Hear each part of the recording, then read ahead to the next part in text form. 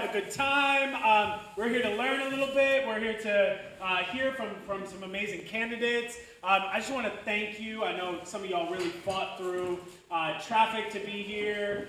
Some of y'all fought demons to be here. So whatever you fought to be in this room today, we are so grateful and excited that you are here.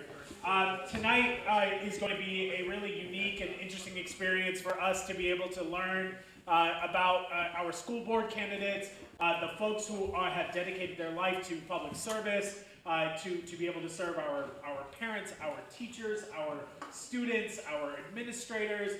This is an extremely, extremely important role.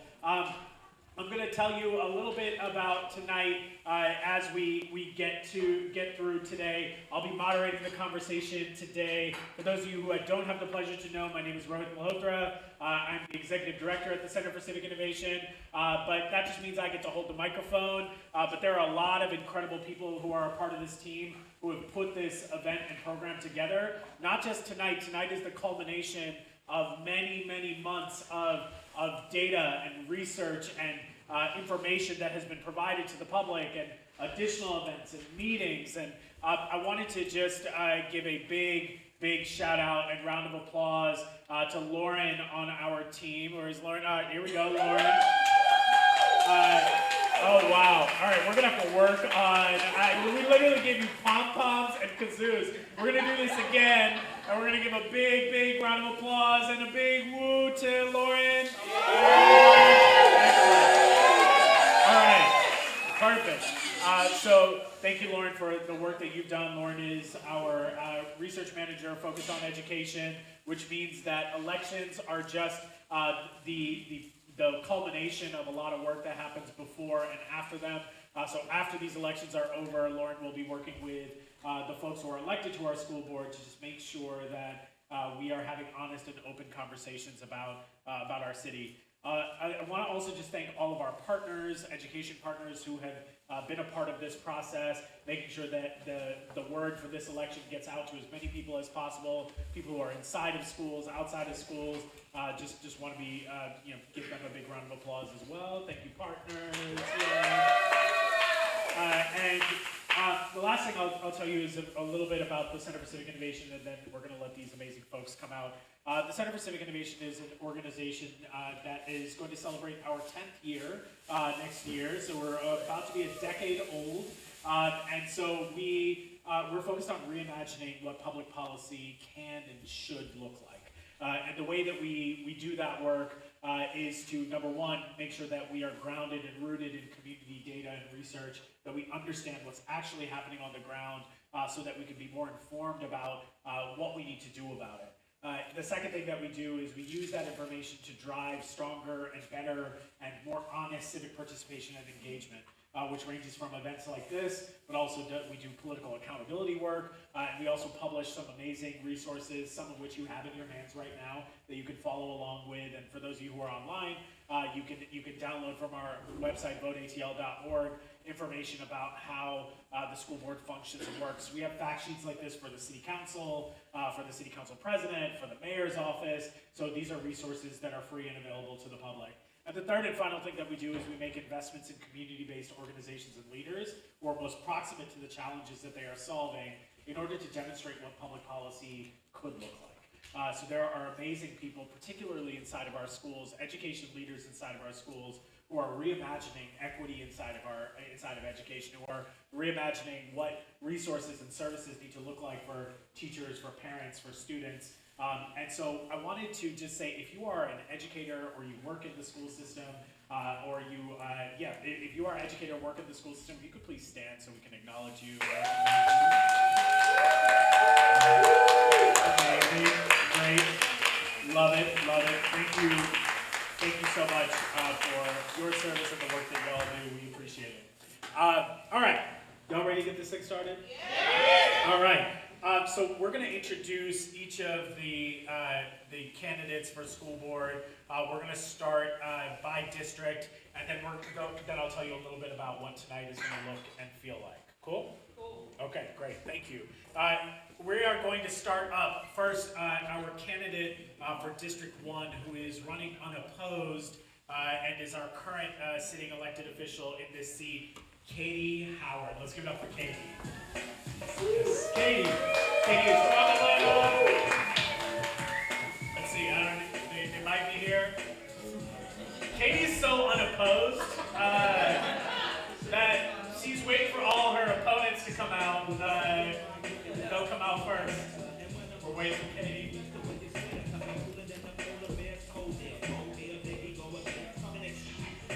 Anytime this song comes on, I'm usually distracted by the lyrics. So it's perfect. Let's give it up again for Katie Howard. Can we turn the music up a little bit? We can get it'll be great. We're all the way to the end. Katie, yeah, you can dip all the way down to the end. You're not all the way at the end. So please, that was your cue. Do you? Let's give it up again for Katie Howard, our first candidate for today. Beautiful. We are excited that our next candidate that I will be introducing is Michelle Olympiadis with District 3. Can we please introduce Michelle? And I'm told we had to play Tevin Campbell because we're going to have a talk with Michelle because she is not here. So we may need to talk for a minute. Yes, okay. The third person who is going to be joining us for this candidate forum is Ken Zeff, with a District 3 candidate. So we can get Ken to come up to the stage. There we go.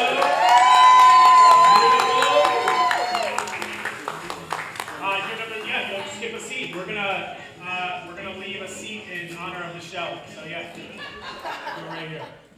All right, DJ, I'm gonna need you to pump this thing up. You know, we got a few more folks. I saw Ken come in here trying to dance, which is probably why you cut off the music, but that's okay. All right. Next up, with District 5, the incumbent for District 5, Erica Mitchell. If we could give it up for Erica.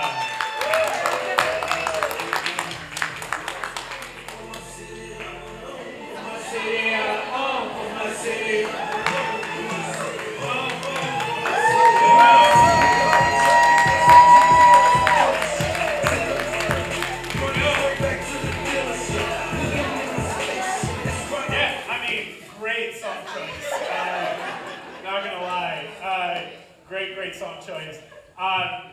We are excited to welcome up the second candidate for District 5, Raynard Johnson. If we could give it up for Raynard.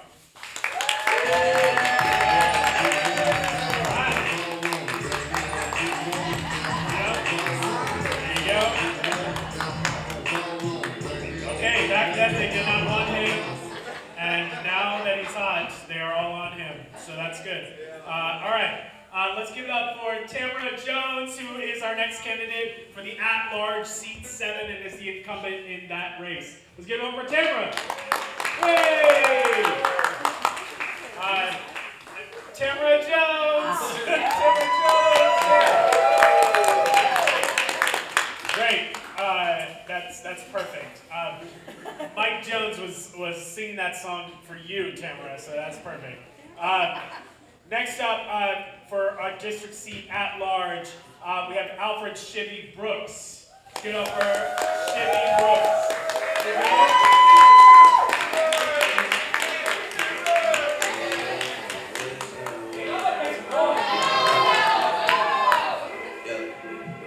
Great, perfect.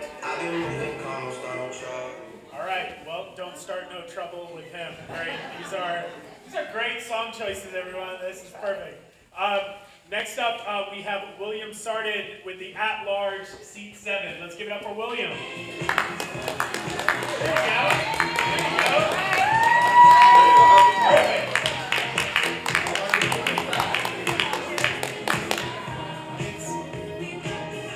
It's perfect. For the folks who have a longer walk, you gotta be prepared with the dance and all that. So that's great. Thank you, William, for being here. Next up, for the at-large seat 9, the incumbent in that particular race. Let's give it up for Jessica Johnson, please. Jessica Johnson.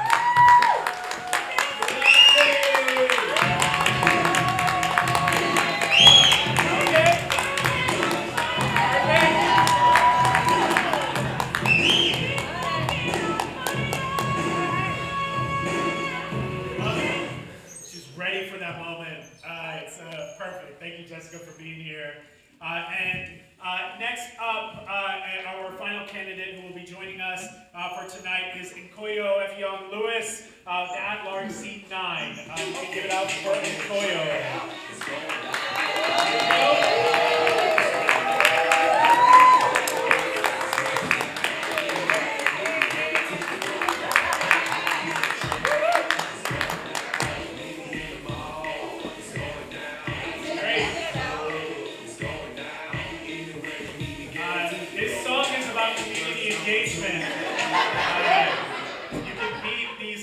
At the trap, it's going down. You can meet them at the mall, it's going down. So that's great. I wanted to just once again give a huge round of applause to our candidates. And what I want you to think about is, like, it's very easy to talk about running for public office. There are a lot of people who act like they've already held public office, or that call themselves an elected official when they haven't actually held public office before. There are people who it is a huge sacrifice for these folks to be here every single day. There are many of these folks who have families at home, who are caretakers, who are parents. This is all time that they are taking away from a lot of those responsibilities to be here, to encourage voters to participate in this year's election and to consider them as a candidate. So I know that you may not agree with everything that everyone says up here, and you may have challenges with some of the folks who are saying they want to do one thing versus another. But I want to just acknowledge and thank you for your public service and for entering the arena, which is one of the most difficult things you can do sometimes. So if we can give every one of these candidates a big round of applause. Great. And now we're going to talk about the rules for today. So y'all have whiteboards that are up here, which have little pens. On the back of the pen is an eraser. So if you want to start erasing now, great. If you want to start writing, doodling on there, feel free, no problem. What I want to tell y'all, the audience, we have a few tools for y'all to be able to engage in tonight's conversation as well. So if you're at home, feel free to find an item in your room that might have you have as much fun as we're going to have tonight. But everyone here actually has a pom-pom. If you could take your pom-pom, put it up in the air, and just wave it like you just don't care. All right, we can get everyone to pom-poms. Great. So you're going to use these pom-poms during the event when someone on stage says something that you agree with. If you agree with something that they say, or you think that's a really good idea or a really good thought, we want to show them some encouragement and wave that pom-pom as much as we can. For y'all, similarly, if there's someone else on stage that you agree with, that you're like, oh yeah, that's exactly what I would have said, or I really love that thought. I know some of you might be like, I want to say that same exact thing, but in different words. We're going to ask you not to do that. And so instead of doing that, you have the opportunity to wave your pom-pom and to be able to say, all right, that person said something like, wow, I really love books. And you'd be like, oh my gosh, I also love books. Let's give it up for books. They're getting a bad rap these days. Let's give it up for books. Great. I'm noticing who hates books now, so I get it. But if you agree with it, I want you to take your pom-pom, put it up in the air. We will be, taking that just as we're putting data out about this event. We will be putting out pom-pom agreements as well. So looking forward to that.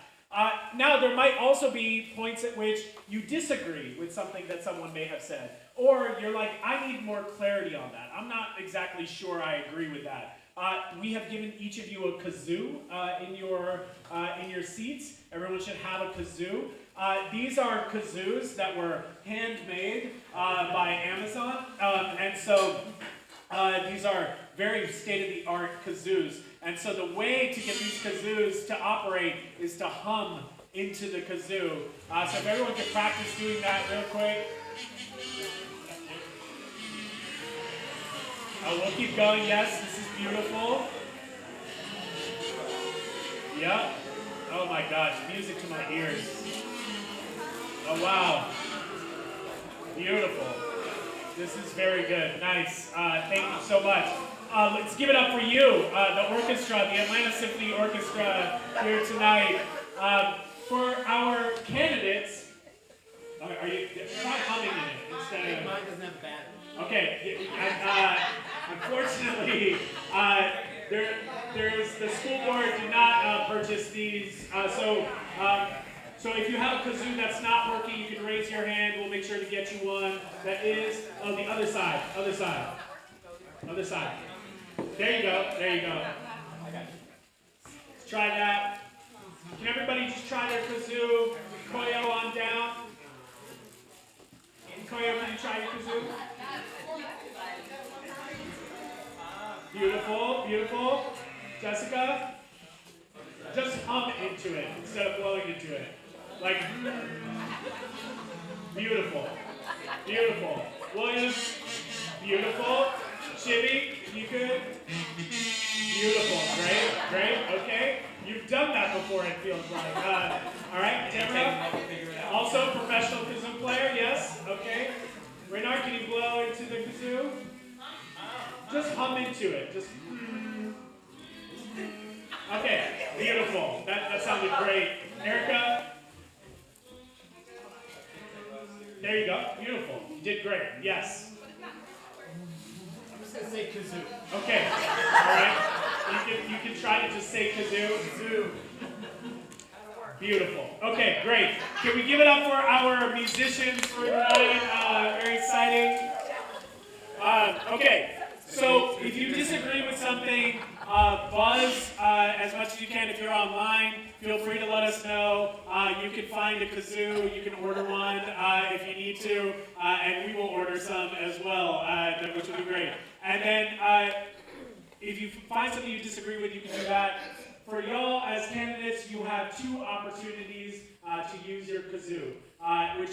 You have one opportunity to use your kazoo. If you disagree with something that someone is saying, if you are like, I do not agree with that person, and I want to be able to offer a 30-second response to it, you can buzz into your kazoo, or you can say the word kazoo, or you can just stand real still like a kazoo and say nothing.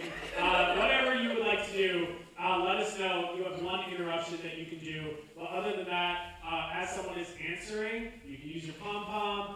You can do whatever you need to do, but do not interrupt other candidates. I'll make sure to just keep us moving in that. If I am interrupting you as someone answering a question because I'm looking for further clarity, we will stop the timer and we will restart it as you start speaking again. But there will be points at which, if I feel like we're not getting to the core of the question or you're not answering the question I'm asking, I will go a little bit deeper on that. Sound good?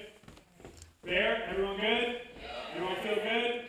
Okay, beautiful, beautiful. So we're gonna start tonight. I wanted to just set the tone here, which is that the election is actively happening right now. That if folks should be using this opportunity to decide if you're going to early vote, you have until tomorrow to do that. So you can early vote tomorrow. There are a few locations. You can go to voteatl.org to find those locations. Friday. Tomorrow, today, Thursday? Today, by Friday. Excuse me. Yes, kazoo. By Friday. I thought today was Thursday. Sorry about that. By Friday, you have until Friday to early vote.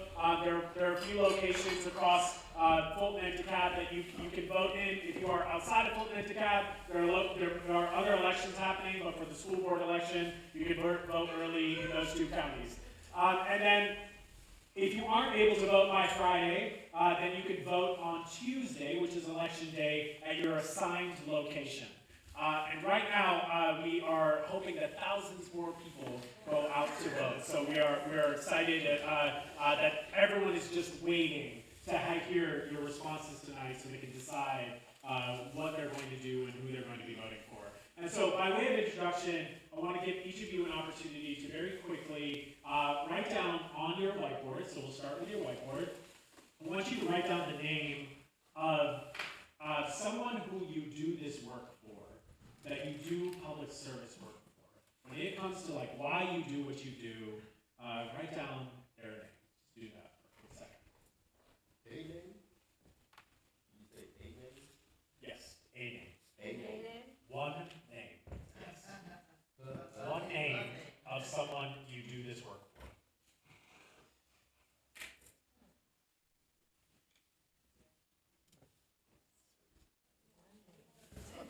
One name. All right? Okay, we're going to start at the end. And Koyo, I'll have you say the name of the person, tell us who they are and why they inspire you to do public service. Good evening. So the name that I chose is Michael. He is my oldest child, who I often think about the ways in which I was able to serve him as his mother, as someone who worked in education, who had a law degree. But I often think about the ways that even those points of access and privilege were not enough to ensure that he could get a dignified education in APS, and they did not send him on a pipeline to the places that his father and I would have loved for him to be. And so I do this work for all the Michaels who fall through the class because they learn or behave differently, even regardless of what background, race, or place they are in. I do it for those who sit at the intersection of a lot of different identities. Perfect. Thank you so much. And Koyo, yes, agreement there. If we can just make sure to speak into the microphone as much as you can, just so we can make sure the folks at home can hear you as well. Jessica, if you could tell us the name you wrote down, what your relationship is to them, and why they inspire you to do public service. Absolutely. So the person that I chose was Quantavious, who calls himself, went by the name Q. Before I joined the board, I partnered with Atlanta Public Schools for 15 years as a college access expert, and had an opportunity to work with Q in one of our high schools. And he came to my office. He found his way to my office downtown, knocked on my door, and said, "Get me into college, or I'm going to die." And that changed the trajectory of my work in my professional space. But then as I began to engage with his school, realized that he was homeless, he graduated, didn't have a space, and got him into college just from the relationships that I had, but had to sit in that school for half a day to negotiate just getting a letter. And that exposed to me the opportunities that are available for our students in NPS, but also the barriers and the ways that we can prevent students from getting access to opportunities. And so I sit with the memory of him during that time, because he has since passed away, and what that opportunity meant for him in the context of being an Atlanta Public School student. Thank you, Jessica. Yeah, well, I want to make sure I can get home without getting beat up. I think it's my kids, period. I have 3 of them. Can you make sure to speak into the microphone, please? Oh. Yes. So I have 3 kids. So I didn't want to get in trouble. I just said my kid. But the reason I picked them is because I think it's important for our kids to see that instead of talking about doing something, actually putting yourself out there, making the sacrifice to make things happen. You know, win or lose, I want my kids to know what's possible. And not just for my children, but all the little black, brown, all the children, period. To let them know that, hey, it doesn't matter where you start in the race, it matters where you finish. And, teenagers, they pretend like they know everything and they're not paying attention, but they listen, they're watching your actions. They don't just go by your words. I want them to know that, hey, Papa's going to put himself out there and make a difference. Win, lose, or draw, that I threw my hat in the ring, and it's for them. It's for all the kids. Thank you. Thank you. Thank you for being here. Shibby? Bryce Brooks. My 16-year-old son who lost his life this past April in an effort to save other children who we saw in distress in the waters of Florida. And I bring up Bryce because Bryce represents everything that's right about VPS. My son comes from a 2 college-educated parent household, a black upper middle class home, who was a honor roll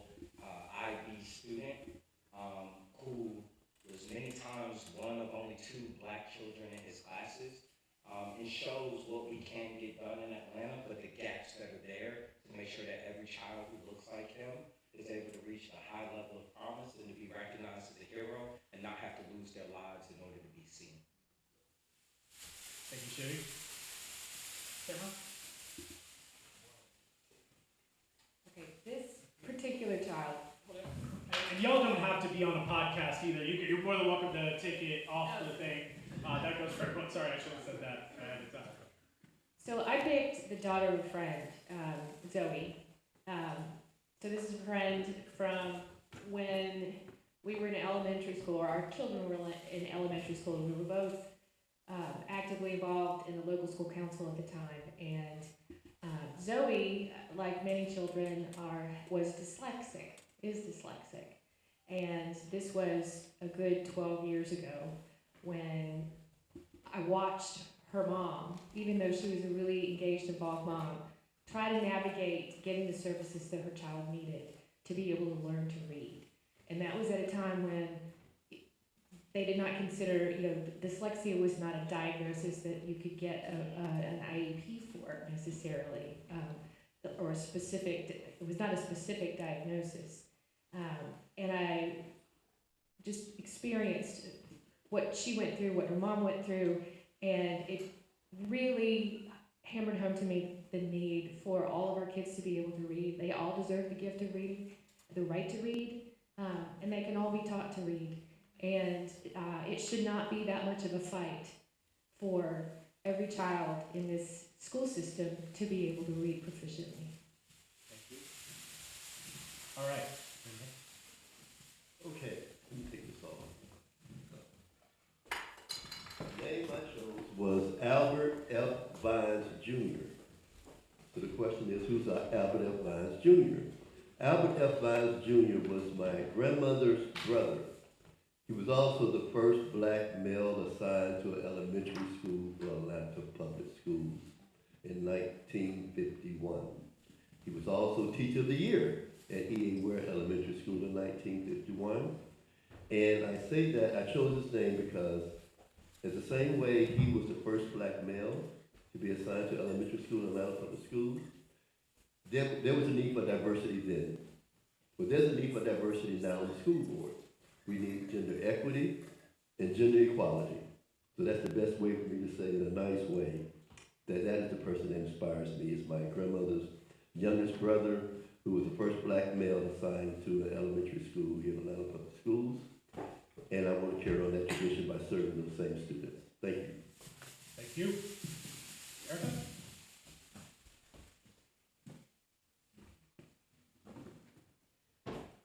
So I didn't put a name for a reason, because of our HIPAA laws and APS. I put 10-year-old student. This 10-year-old student that I'm speaking about was a student at one of my elementary schools. 3 months after being elected, this student committed suicide. And I remember the principal saying, I wish we could have done more. And I thought about what was more. Just having the right resources in the schools for this child could have saved his life. So when you talk about my inspiration and motivation, is to ensure that we have support systems and resources in the schools so another 10-year-old student or another child doesn't commit suicide. This is why I do the work that I do. Because we gotta help our students and we gotta protect our students and we have to serve our students because this can't keep happening.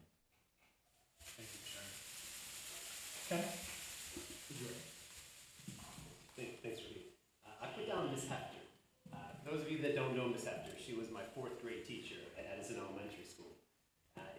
The first day of school, when we were assigning us, she was assigning folks into reading groups, and she's always in the yellow group, which is the second highest reading group, and she looked at me and said, you know what, I think you should be in the blue group. And I said, no, Miss Hefter, I'm a decent reader, but I'm not all the way there. And she said, no, go to the blue group. And as I walked across the room and sat in the blue group, I realized that she saw something in me that I didn't see in myself, and that she believed in me in a way that I didn't believe in myself, and at that moment, it changed the trajectory of my education, and we owe that. The adults need to do that for all the kids in Atlanta Public Schools. The adults have to see that thing that the kids can see in themselves, and she saw it in me, and that inspired me to see it in others.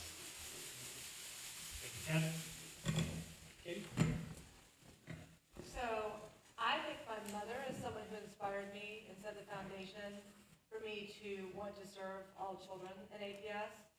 I'm a proud product of the system, and she showed me and taught me the value of investing fully in your public school, in your local public school, and caring about the outcomes of all students and not just your child.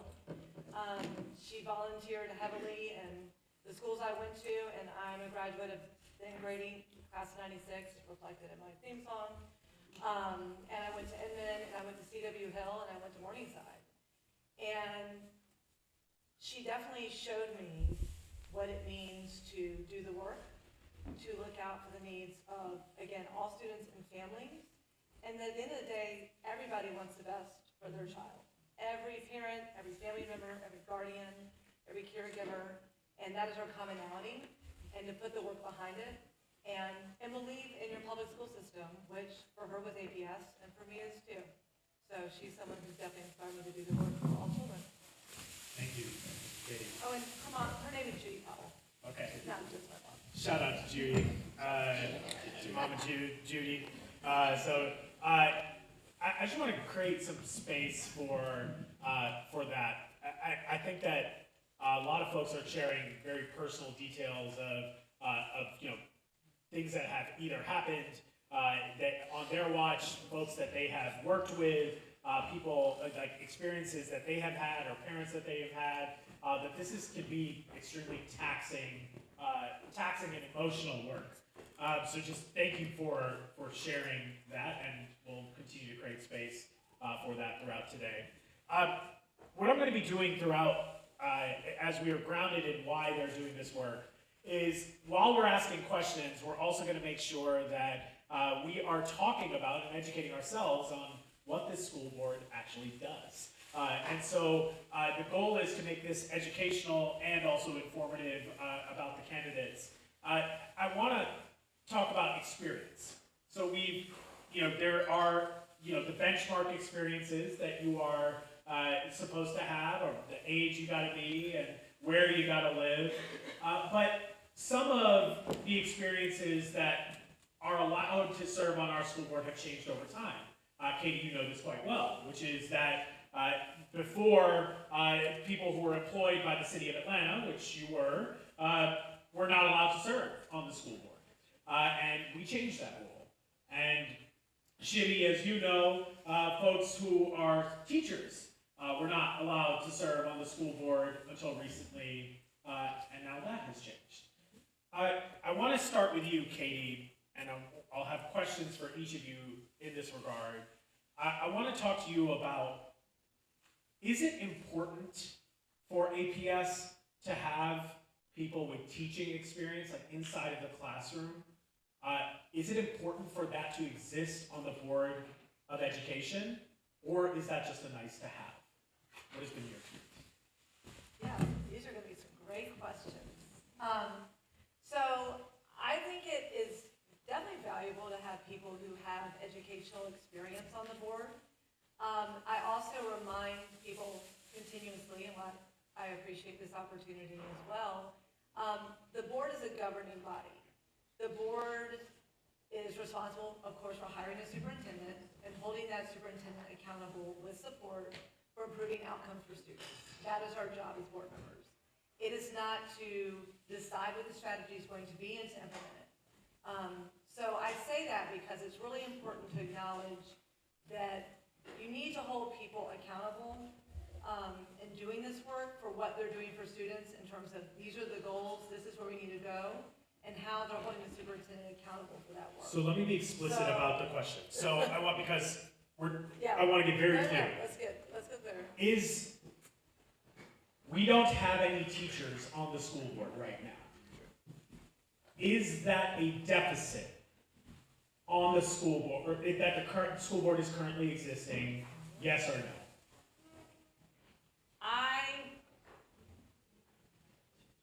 I think it's helpful to have people with a cross-section of experience, but I do not think that is a necessary requirement. Okay, so that is not a current deficit. We are not experiencing a deficit on our school board today because we do not have someone who has been who is an active I teacher. would not qualify that as a deficit, Got it. but again, how do you hold people accountable for the work? Yep, Because your job changes. If you're an educator, when you come Yep. onto a school board, your job is very different than. yes, so you said, yes, there's different responsibilities, Yes. but being an educator is not necessarily required. I want to ask Erica, you also hold the seat, you are currently on the school board. You do have an education background, you have, I think, were a substitute teacher, at a certain point. I want to ask you, do you believe that the current school board has a deficit by not having active teachers or an active teacher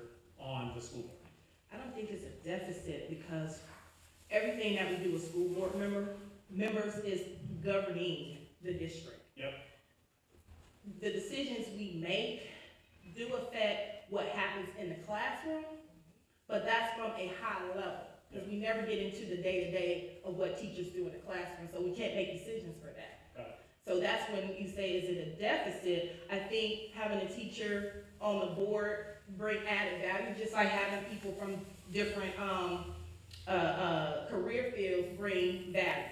Okay. We do have former teachers on the board currently, so it's like they have input as well, but it doesn't create a deficit. I think what creates a deficit on the school board is being a school board member and not taking advantage of continuing education courses and learning. I'll come back to that, yes. Okay, so you don't think it's a deficit, got it. Okay, Inkoyo, you were a teacher for a couple of years, and you are running to be on the school board. Do you believe that because of your teaching background, that's going to impact the way that you are showing up on the school board any differently than the current members that might be there today? I do. I'll say, I've always been interested in education policy. Education is something that I think is really important. It's something that I found success in. And I remember telling a friend of mine who was teaching at the time that I wanted to go into a role where I would be affecting policy. And one of the things that she said to me is that we have a lot of really great, well-intentioned people who go into the policy setting and they create policies that sound great on paper, but they don't have a practical implementation. That it's very challenging. That there's a deficit in terms, or I shouldn't say deficit, that there is a disconnect in what's happening outside of the classroom and what's going on currently in the classroom. And so I do think that we need to have that perspective in the classroom, on the board, to make sure that our policies can lead to implementation that the community and our children actually feel and get to realize as success. Got it. Jessica, you have had, this is the choice, right? We are making a choice between someone who has traditional teaching experience, but you have what I would call non-traditional teaching experience, right? You weren't not hired as a teacher, but you have provided different types of educational support to students. What is the difference in the way that you are able to show up for students versus someone who may have actually been inside of a classroom before? Do you think that there are shortcomings in your candidacy because you haven't been a teacher? If yes, how do you make up for those? Sure, thank you. So, I've shared many times on this show that I am a third generation educator, so I grew up in the household of two former teachers in this space, and I think that in terms of there being a deficit, I was in schools full time as a college advisor, and I want to make sure that we honor and respect the work that college counselors do within the schools, and so I've spent that formal time as a full-time in-school trio advisor, and I think that is equally important in terms of being able to guide students towards the next steps and towards being successful. How I show up for students is that I think something really important about the way the Atlanta Public School Board works specifically is that we have those guardrails. And so before we're setting any policies, we are required to authentically engage the community. And my commitment is I'm not going to set a policy that hasn't been tried and tested by the people that elected me to be in that particular space. And I think what also is important is that familiarity with Atlanta Public Schools specifically is what I bring to the table in previous leadership roles. Okay, thank you. Reynard, I want to ask you, you're running against an incumbent who has teaching experience, who has been on the school board. What is it that voters should know about you that makes your qualifications either just as good or better as a candidate for District 5 to be able to serve on the school board that would allow you to play the role and serve in a school board representative position? Good, very good question. My background is, I have over 40 years of experience in software development and process improvement. I have a degree in computer science from Boston College. I have managed through various Fortune 500 companies, projects that were in the tens to hundreds of millions of dollars. I've had employees up to 100 plus people matrix managed to me. I understand cost accounting. Those skills are transferable with respect to budgets. I do not have to learn cost accounting. I don't take courses in cost accounting. I already understand that. So therefore, my skill sets are transferable, but more importantly, the fact that I have been in process improvement for the past 45 years, if you look at education as a system that needs improvement, you have inputs and outputs, but you also have those things that can impede learning. And I think if we break down those barriers that impede learning, that will give educators in the classroom a better opportunity to teach and students with a better opportunity to learn. So specifically, I contend that if we look at it as a systems approach and we improve those system processes on the school board, I believe that we will have better chances for better educational outcomes. So you have process and budgeting experience. Got it. Okay. Yes. So Process improvement. I hear you. Big Thank you. difference. Yes, thank you. Tamara, I want to turn to you. You were elected.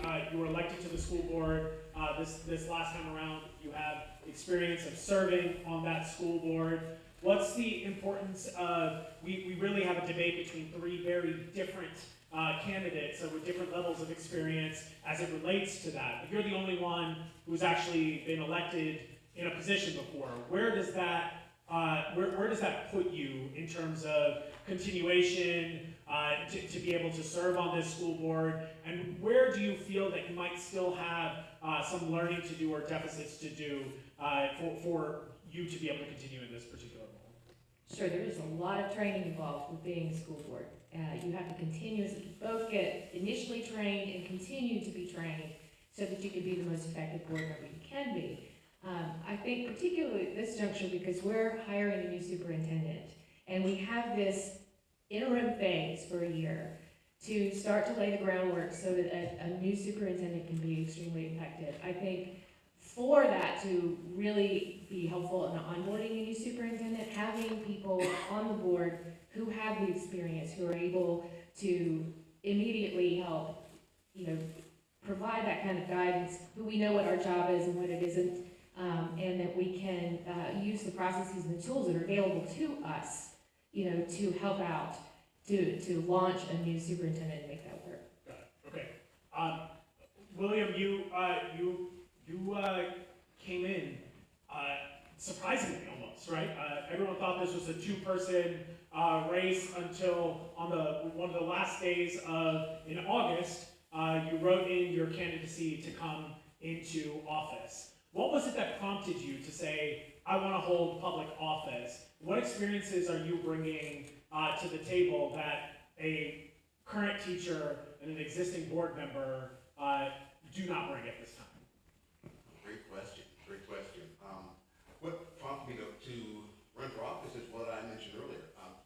Wanting to make a change, wanting to get off the sideline and not look at a situation that is like a slow-moving train wreck and actually make a difference.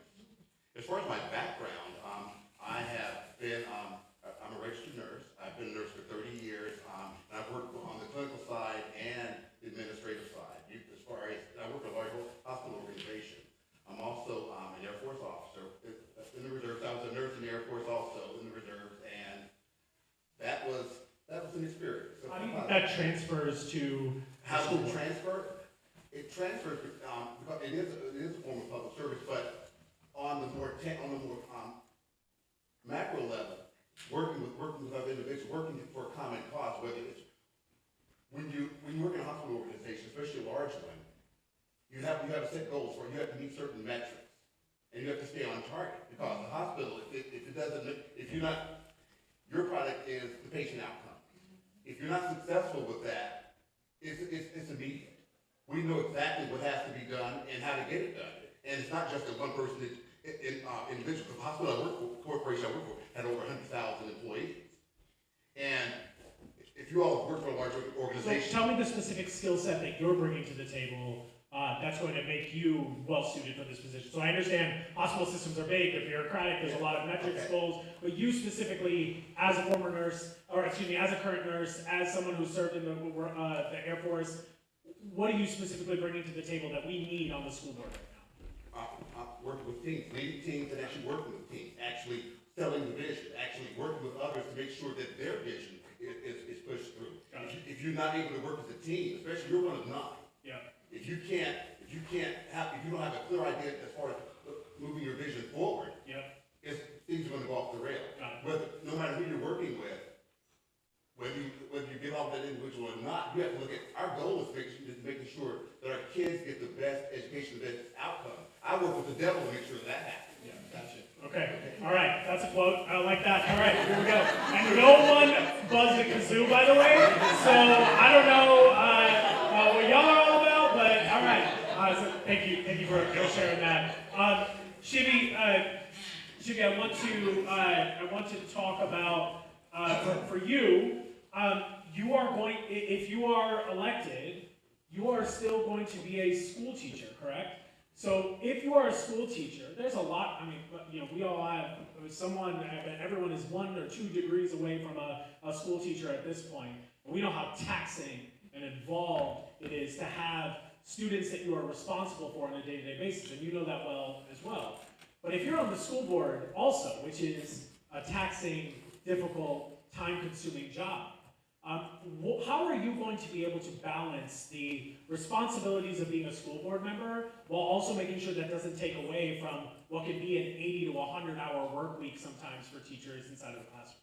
Yeah, I think that's a good question, and I want to answer that question, but I also want to make sure that it is highlighted how important and vital it is for us to have the perspective of teachers on our school boards.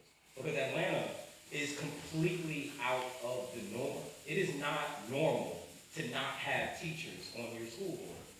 You can look throughout Georgia, it is a normal thing. You can look throughout America, it is a normal thing. Only we are the ones that have treaded in this practice, and the outcomes are there, because if you look at where APS ranks statewide, you look what happens when people who have never taught in a classroom. We're gonna get to outcomes. So just get me to the core of the question. To your point, and I want to say this too.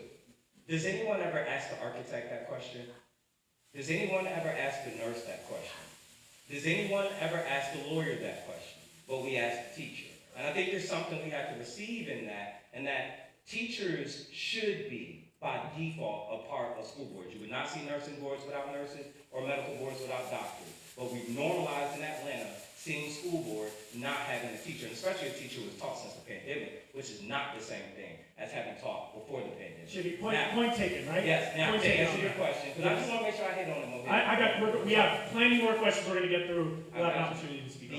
The truth of the matter is, the same way that I've been able to be a successful entrepreneur, the same way I've been able to serve as the Georgia NAACP Education Chair, the same way I've been able to be on the executive board of the People's Uprising and organize all of the frontline grassroots work that you saw throughout 2020 and 2021, I get the job done. I sleep less than others, I work more than others, and I always prove to get results, and you can see that by following my walk.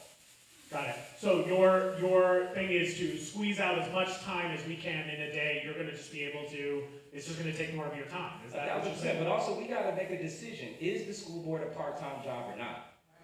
And if it's not a part-time job, then we need to have a conversation about compensating it in a way where you can get full-time energy from the people you have serving on your board. So If you want we're full-time gonna people- talk about compensation in a second.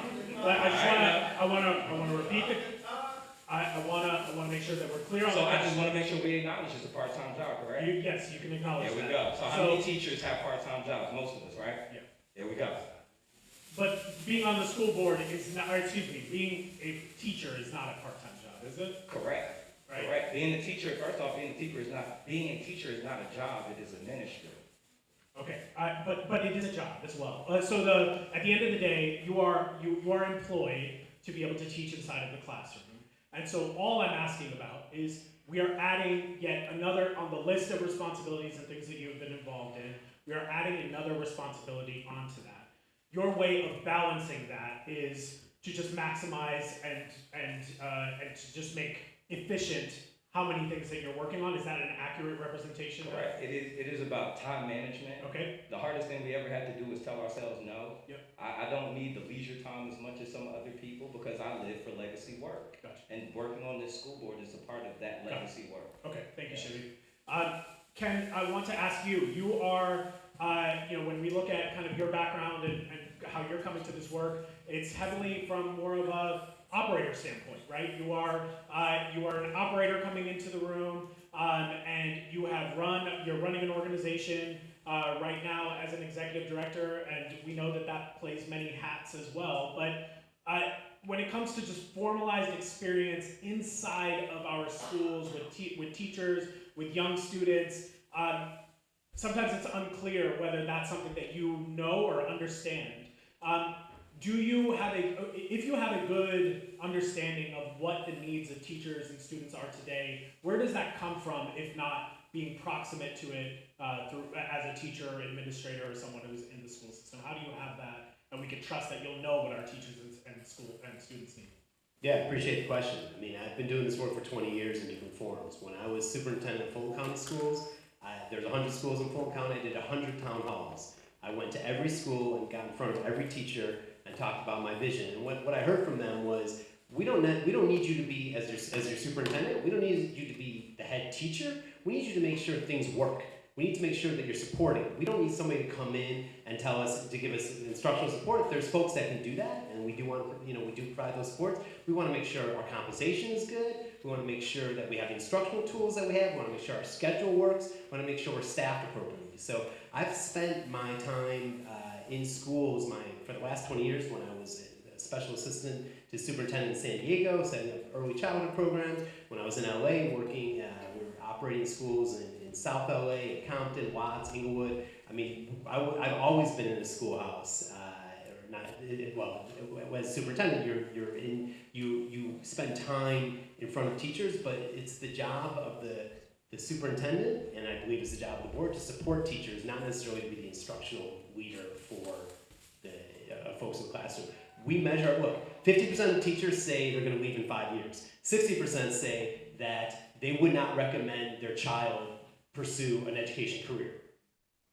It's up to the folks who are directing resources and who are leading the system to take that as the sole priority, and we have to fix that. We have to make that right for folks, and we have to do that by managing our resources and by hiring the right leaders. Do you think that teaching experience is a prerequisite to be on a school board? Is it something that you think there should be a balance between that? We've had folks say, yeah, I bring teaching experience, I bring that to the table. Is that something that you feel the school board already has, or do you feel it's something that's missing? I'm outcome focused. So the outcome is that teachers are burned out. Why are they burned out? They're burned out because folks in the central office are keep throwing stuff at them and they're not giving them the resources. I'm not sure if you can solve that problem and you demonstrate that you solve that problem in other school systems. That's sufficient to me. You can get to that in a bunch of different ways. We got to be outcome focused. We have teachers are overburdened. We're putting too much at their feet. We need folks to step up and say, we're going to stop that. Sure, but my core of my question is whether there is the need on a school board for teacher experience or not. I think it's helpful. I think it's helpful. Yeah. Okay. So I want to move to the second part of today, which is that I want to talk about the budget. So we've all said that money really matters. Resource allocation is important. Are teachers paid enough? Are they not paid enough? Are school board members paid enough? What's a part-time job? Full-time job? Is this something that I'm able to do? Where do I believe money should go? All y'all mentioned things that ultimately get decided by the budget. And the budget itself is a set of moral priorities that a school board has to set on an annual basis. So if everyone can get your whiteboards out and don't look on someone else's paper, but I'm going to ask you a couple questions about the budget. First of all, I would like for you to write down the size of our full budget. What is the size of our full budget for the school board? Write that down. Atlanta Public Schools, yes, thank you. Thank you, yes. Atlanta School. Okay? All right, don't change anything. If you change, okay, we good? All right, this should be a quick answer. Turn it around, see what we got. 1.7, 1.66, 1.65, 1.7, 1.69, 1.67, 1.6, 1.6, 1.67. Yes. So all of these folks are, yes, there's $1 billion, yeah, yes. So the school board itself is managing a $1.7 billion budget, right? But the question is they don't just get to spend that on whatever they feel like. That is not how the budget works. Now, what I will say for everybody who this is new for or new information, this budget is actually larger than the city of Atlanta's budget. So the budget for the school board is larger than the city of Atlanta's budget. I want you to write down, where does the majority of that money go? What is the largest expense for that? And if this is easy for you, good. That means you're qualified to run for school board. That's awesome. But write down where's the majority of this go? All right, 10 more seconds. All right, see what you got. Where's the majority going? Okay, salaries, people. Renard, if you could turn it around, pensions. Renard, what you got? Administrative central office, instruction salaries, central office, administrative costs, central office, central office. So the vast majority of the money for the school board goes to instruction. The vast majority of the money of the school board goes to instruction, which is our people, right? So if you wrote people, or you implied people, I'll let people decide whether you implied people or not through your responses. But ultimately, the school board spends the large majority of its money on people, on instructors, right? So then the second question is where does that money come from? Now, each person has to give me a two-word response. So you cannot just use one word to describe where the money comes from, but where does the majority of revenue for the school board come from? Give me two words. Two words. So make sure your neighbor doesn't see it yet. We'll give you two words. Two words. Great. All right. Let's turn it around. Perfect. That was Homer, I guess. Property taxes. Property taxes. We needed two words. We needed two words. I'm not going to read it. Local taxes. Property taxes. Property taxes. Property taxes. Property taxes. Y'all say it with me. Property taxes. Property taxes. The vast majority of the revenue that comes from the vast majority of the money that is given to the school board to decide to pay for these instructors comes from property taxes. And I didn't want people to just write taxes. I didn't want just state, it's not state taxes, that's a separate pool. But when you are paying money for your home and also for your auto, a little bit, right? So there's also a small portion of it. When you buy a car, that money is going toward our schools. So we talked a little bit about where the money goes, where it is coming from. And so now I want to talk about where the, we have this thing called the student success formula. So the student success formula is a formula that is used in order to decide how much money each school gets. How much money each school gets per pupil, right? So per kid inside the school, there is a determination of a base number that each pupil inside the school gets, plus there's a little bit more money for other things, right? And we're going to talk about those other things in a second, but if you can write down, what is the base dollar number that each school gets per pupil? There's a specific number, we'll be lenient. The base number, so this is important. Y'all, so if you're listening at home, if you're here, every time if there's a school, the amount of money that that school has to do their business is determined by the number of kids who are inside of that school. That determination is made by a formula called the student success formula. That student success formula starts with a base number plus other things. So I want to have folks write down what that base number is. In 3, 2, 1. You turn it around. 9K, 5.5, 16,000, 17,000, 4, 5, 5K, 8K, 9K, 22K. That's a lot of different numbers. That's a lot of, I feel like I'm playing bingo here, right? What do y'all think it is? 9?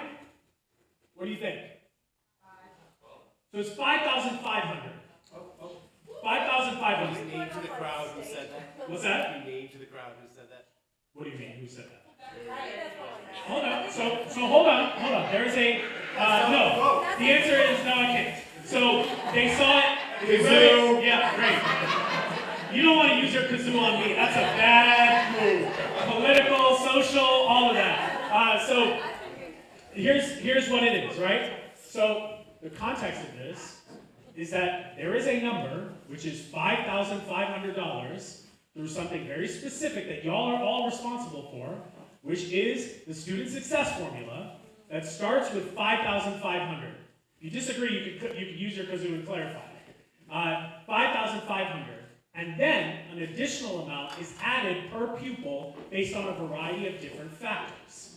Okay? So if a school at base, they get 5,500. There are other factors that determine whether that school gets more money per pupil. So for example, if that school has a high number of folks who require special education training, right, then that school will get a little bit more money. If that school has some folks who have English as a second language, that school will get a little bit more money. And what we're talking about is the fact that the school board actually does have a formula for equity. There is a formula that you have around the concept of equity. What do you believe is the most important factor of a student that should be calculated and weighted into the student success formula, which is a fixed formula on its base? What should be added? What is the most important variable that should be added to that formula in order to determine how much money additional money a school is getting? You don't have to list them all. I want one. I want one very important criteria that the school board needs to consider in order to give more money to a school. Y'all got me in the audience? You feel me? Yeah. Okay, so let's see if they do. All right, let's give them a second. Give me one specific thing. And Shivy, if you don't mind just holding it to you for a second, I'll come to y'all in a second. I'll just give you a minute to write down.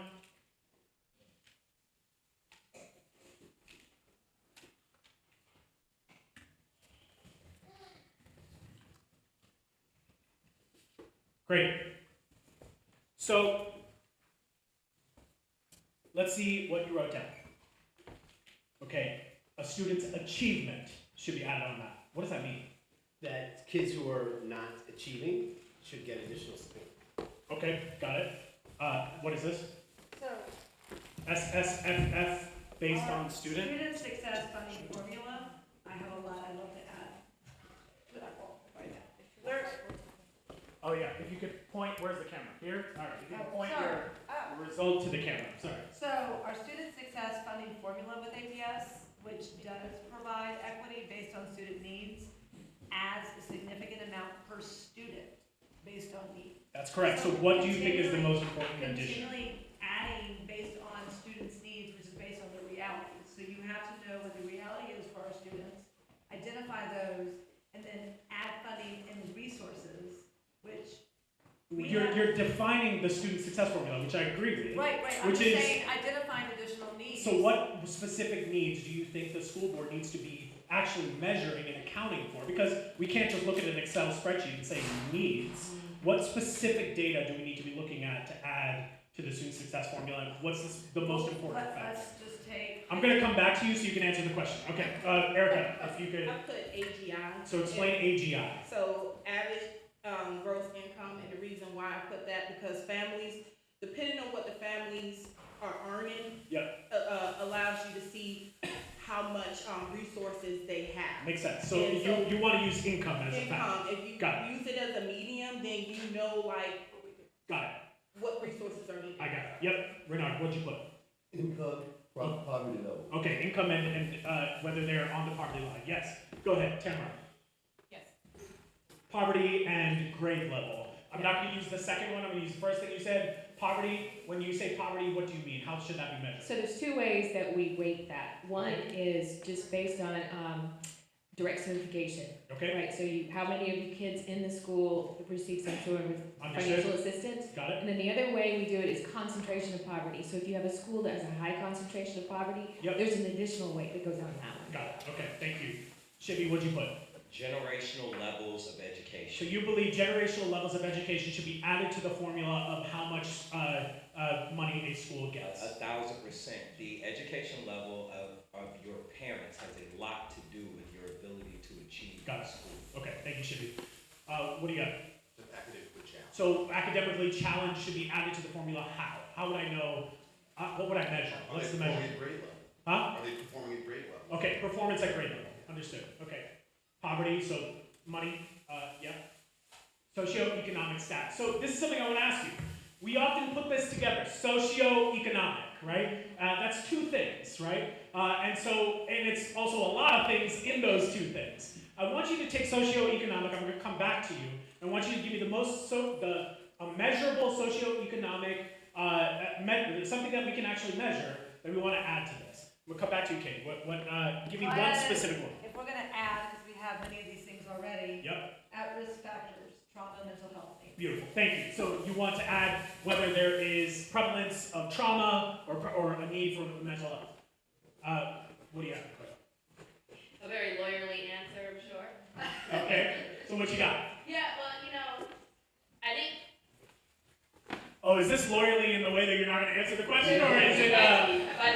Okay, just give me one specific thing because I got a bunch more questions I want to make sure I'm able to ask. Yeah, I think the easiest thing is to look at income, but I do think that people who sit in different levels of economic status experience that differently, and so Got it. there's an intersection that we don't always think about around the stress that comes with poverty, with not being able to meet certain needs, instabilities, and the way that you're perceived and treated in the world. So I want to read out to each of you how you defined equity when we asked you to fill out a job application.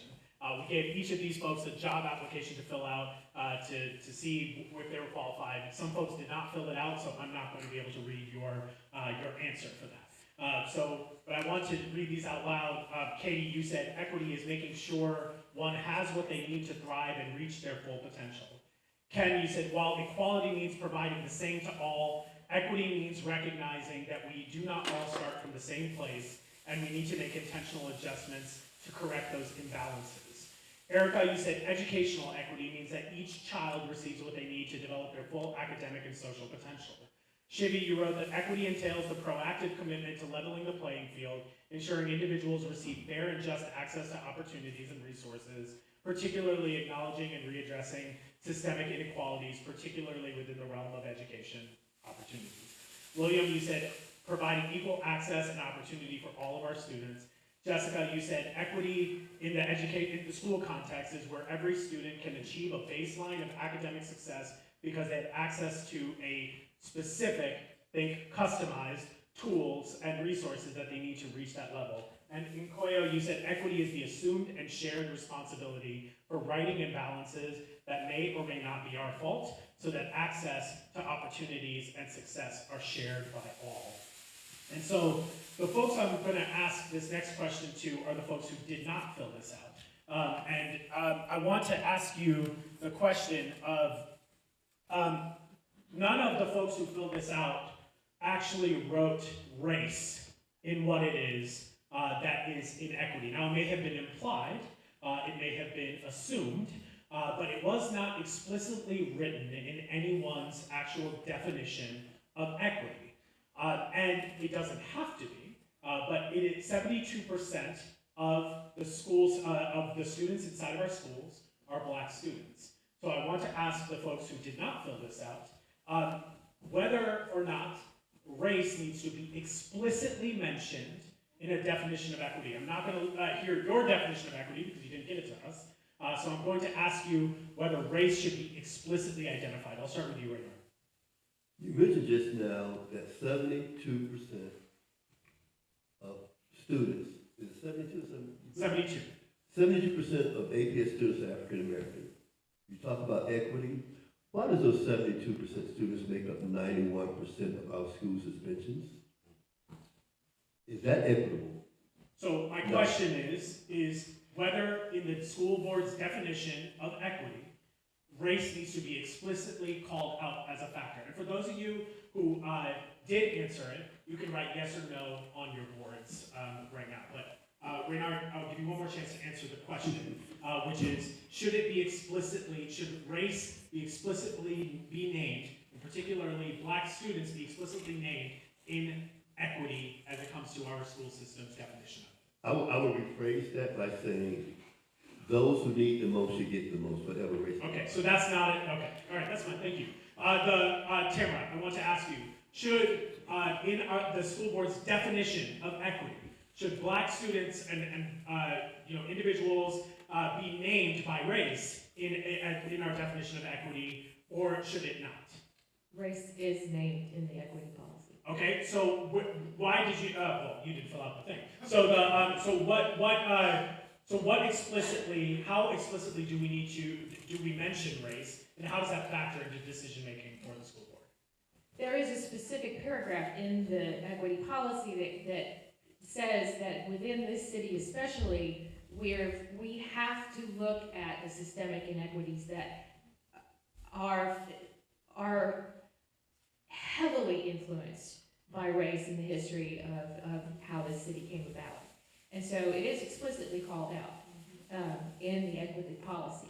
So in addition to meeting all of the children where they need to be, with what they need to have in order to thrive and succeed, we call it out for what it is. Got it. And I want to ask Erica, who also currently sits on the school board. You were one of the individuals who wrote the language behind a restorative justice practice that the school board would actually take on. And so, can you explain what that means? What is restorative justice and the definition that the school board is using? Let me just start there. So one of the things with the first policy draft, and I have to really make sure I let everyone know that I did call out I did state that historically African American students in APS had high suspension, high expulsion, and that policy when I first did the draft. It was later stripped out of that policy that we have now to really focus. Well, it was just stripped out. So with that being said, Why was it scrubbed out? well, Who scrubbed it out? Great question. Who specifically scrubbed it out? Let's name names. so I'm not the policy chair. Who is the And- policy chair currently? There you go. There you go. Cynthia Briscoe Brown Okay. is the policy chair, and they felt that naming it would put a dark cloud on our injustice of treatment of African American students. Who else sits on that committee? Do you know offhand? It was Candace Woods Jackson at the time. Yep. She agreed we needed to name it, but then, it was recommended from our legal counsel that we did not name race. So was it recommended from the committee or the legal counsel? Legal counsel. Okay, so legal counsel recommended to the school board to not name race. Race, yes. Okay, I'm gonna come back. Katie, I want to know what was the reasoning that legal counsel gave to the school board to not name race, and do you agree or disagree with that decision? Well, first of all, I was not on that school board, so I was not privy to any of those conversations. Okay. But I'm happy to talk about why we have to focus on, especially those students who are struggling the most, which are Black students. We're looking So at you them believe now. that race should be explicitly named, regardless of what the legal department In the thinks? work that APS is doing around equity, 100%. We have to talk about the realities of our students. And when we look at the data, particularly around, for instance, literacy, we see that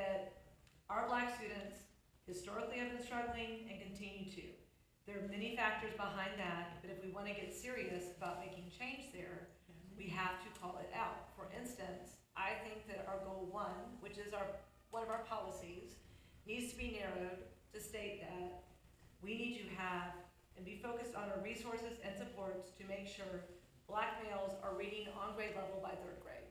So yes, you would have specifically say Black males, because you're identifying your students who are struggling the most. Got It could also be students with special needs, Got it. but yes. But I'm talking I- only I about, will- I'm and talking that about is- race in this question. And that is Yeah. an area of equity. Got it. When you're looking, equity is making sure your students have what they need to be successful. Yes, I'm not disagreeing that So you all would have- equity matters, but I want to make sure like we're like very specific about Black students. So Jessica, I want to ask you this question, which is when we often talk about Black students, we often are using statistics in deficit, right? This many Black males are not on reading level. This many folks are, not performing or are living in poverty. Why does the school board not use measurements that are assets around Black students?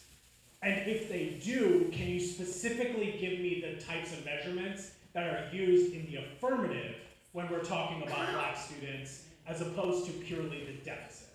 Sure, thank you for that question, and I agree, as we are looking at our student outcome focused governance, our focus really is on how do we improve, and are there opportunities for growth, and so when you look at literacy, you look at numeracy, and even when you look at our college and career readiness goals, where I am seeing our Black and brown students really excel is in college and career readiness. We are seeing increases in the numbers of students who are graduating from high school, going on to college, or getting certifications. Our Atlanta College and Career Academy, we had hundreds of students get certifications before they left us, and a lot of those, and the majority were Black and brown students that were able to get those certifications before they left in HVAC and other areas that are really important. And I just think that because there's so much emphasis on where the gaps are, we don't get to celebrate those specific wins, but I have enjoyed hearing about them from individual schools and from individual. So these are not actual measurements that are put into the way that we are measuring student success or outcomes. So they is what are, you're saying. it's just that we are we're drowned out by what's happening around literacy and numeracy, and so when we get to the benchmarks and measures that we're talking about in college and career readiness, we're able to share it, but nobody's reporting about those numbers. And those numbers are put They're by broken race. down. Yes, they're Okay, broken understood. down by race. Okay, thank you. I want to ask y'all, we have a few more things to get through for tonight. Y'all have, many of you are either serving on a committee currently, but one thing that a school board member does when they join the board is that they are assigned to a committee. They get to go on a committee. Not that you have exclusive choice, or this is not like the playground where you might get chosen last for basketball, not speaking from experience at all. But I want to know, I want you to tell me how many formal committees are there? Standing, thank you. Sitting, standing. How many standing committees are there? And if you were assigned to one of your choice, what would be your top choice? If you're already on one, that's fine.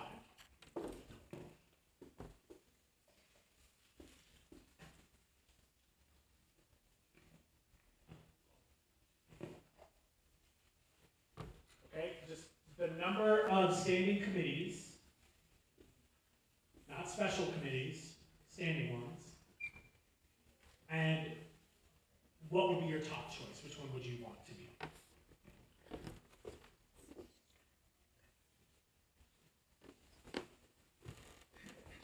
Okay. All right, let's turn around those boards. Okay, so you got budget and 4 committees listed, 4 budget, 1 policy, 5 committees, 4 committees. Which one's yours? Which one are you trying to be on?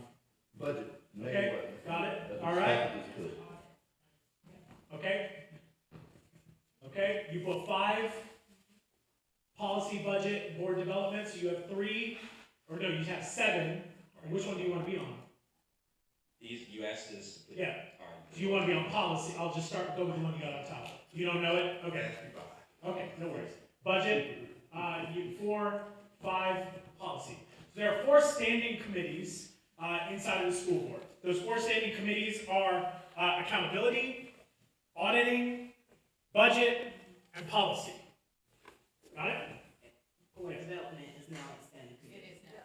It's a standing committee. They'll work on the policy around board development, so it is a standing committee. It's a standing committee now? Let me fact check. This is our policy that we updated in policy review right now. We can get in the weeds. I would love to get in the weeds. We're gonna do, we have a fact check crew over here. And the last policy committee meeting. Yeah, last policy committee. Great, can't wait to have a conversation about reducing committees. So, for right now, we are at 4 or maybe 5 committees. We'll get a fact check on that, and then I'll report back on that. So, y'all have each said which committee you would want to be a part of. There were some of you who were not as familiar with committees, but committees are a very important part of the work that you do as a board member. I'm going to now move us to the next part of what is a very important part of the school board's role. So, y'all, we have talked about a lot of things so far. We've talked about the fact that these folks have to have a certain level of experience to serve on the school board. We talked about the fact that they are responsible for setting different policies and serving on committees. We've also talked about the budget, the fact that they're responsible for $1.7 billion of your budget, and the majority of that money comes from property taxes, and the majority of that money goes to people, right? Construction, people. So people and instruction, admin, and a lot of the administrative support, that is a different line item. So just to make that clear.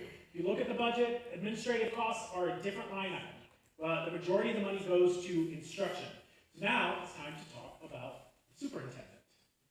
So, as many of you know, over the past 10 years, the residents of Atlanta have had about 65 different superintendents. Okay, no, realistically, we've had 4 between interim and formal superintendents in 10 years.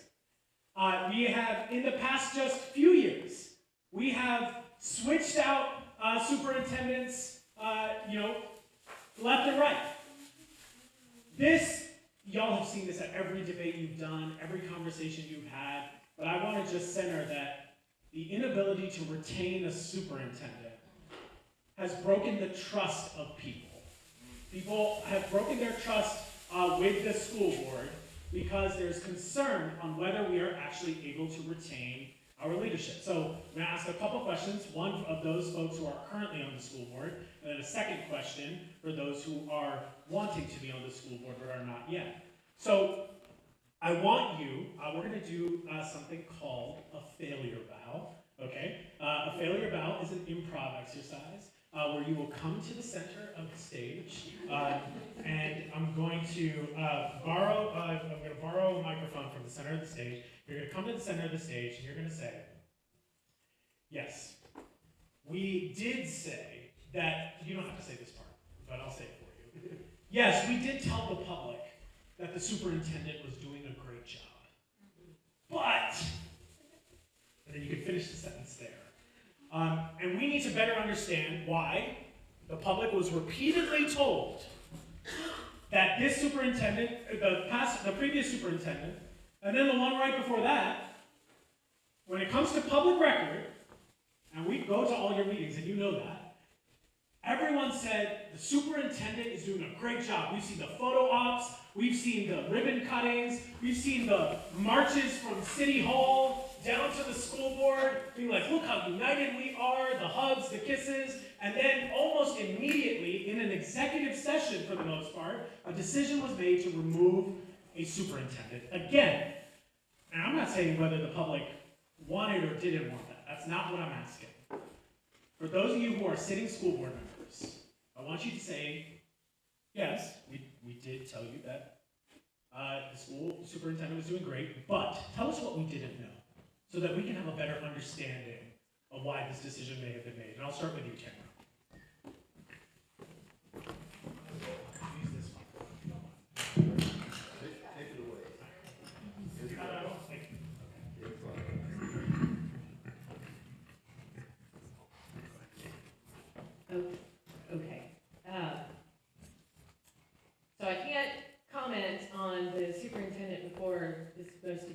because I wasn't on the board, Sure, so I don't know that's fine. how that went down. But for this superintendent, I know it may seem like, everything, the perception is everything was rosy. We did, every single board meeting is a mini evaluation of the superintendent. When we go through our student outcomes focused governance progress monitoring, every single meeting for at least an hour is going through, how are we doing? Why aren't we doing well? And so it happened every month. So, and then we had evaluations. We had an evaluation tool, which was, we did come out of that meeting and do a report out, whether it was released about areas of concern. And that was released to the public. But to do my bow and say, however, we can do a better job. What you don't want to do is go out and, say, they're just not doing good, there's a fine line between supporting your superintendent, while also acknowledging the things that we need to improve on versus just sort of airing things that make people doubt the system. Got it. Okay, thank you. We're going to give a round of applause to that. Part of failure bow is people are saying and admitting things that could be better, so we're going to applaud that honesty and that transparency. So thank you, Tamara, for that. Erica, if you could tell us, yes, we may have said this or that, but the thing that the public doesn't know or that they should know about the process of why we made the decision to turn over the school board, the superintendent once again is... So I've been serving on this board 5 years and 10 months. I served the Mays cluster and the Douglas cluster. And this is my second, Technically, you're third, right? third, but I didn't hire Dr. Sarfin. I was part of the group that hired Dr. Heron and advocated for Dr. Ballard to return to Atlanta Public Schools. When your parents and your students come to you wanting better, and you know they deserve better, and we're not giving it to them, you gotta ask yourself, what can we do better to serve our students? To give them the opportunities, to educate them, because that's what we're supposed to do. And when that's not happening, then there's a problem. We set goals for our superintendent, and like any job, you have to meet those goals. And one thing I would say is, I have a job. If I don't meet my goals, I can't stay on my job. So regardless how you feel, if you liked her, you didn't like her, at the end of the day, we're supposed to educate these students. And they wasn't receiving the education they're supposed to get. And you believe that was a failure of the superintendent? That's a failure of all of us. Okay, but was it a failure of the superintendent? The accountability starts with the superintendent. Okay, so and you brought that up with the superintendent saying you were supposed to do these things and then it just didn't get better and so then you had to make a decision. That's what you're saying. Got it. Okay, thank you, Erica. Appreciate it. All right, round of applause for Erica. Jessica, if you don't mind coming up, telling us, look, I mean, you're new to the school board. You were appointed to the school board, and you started with a superintendent, and now that superintendent is gone.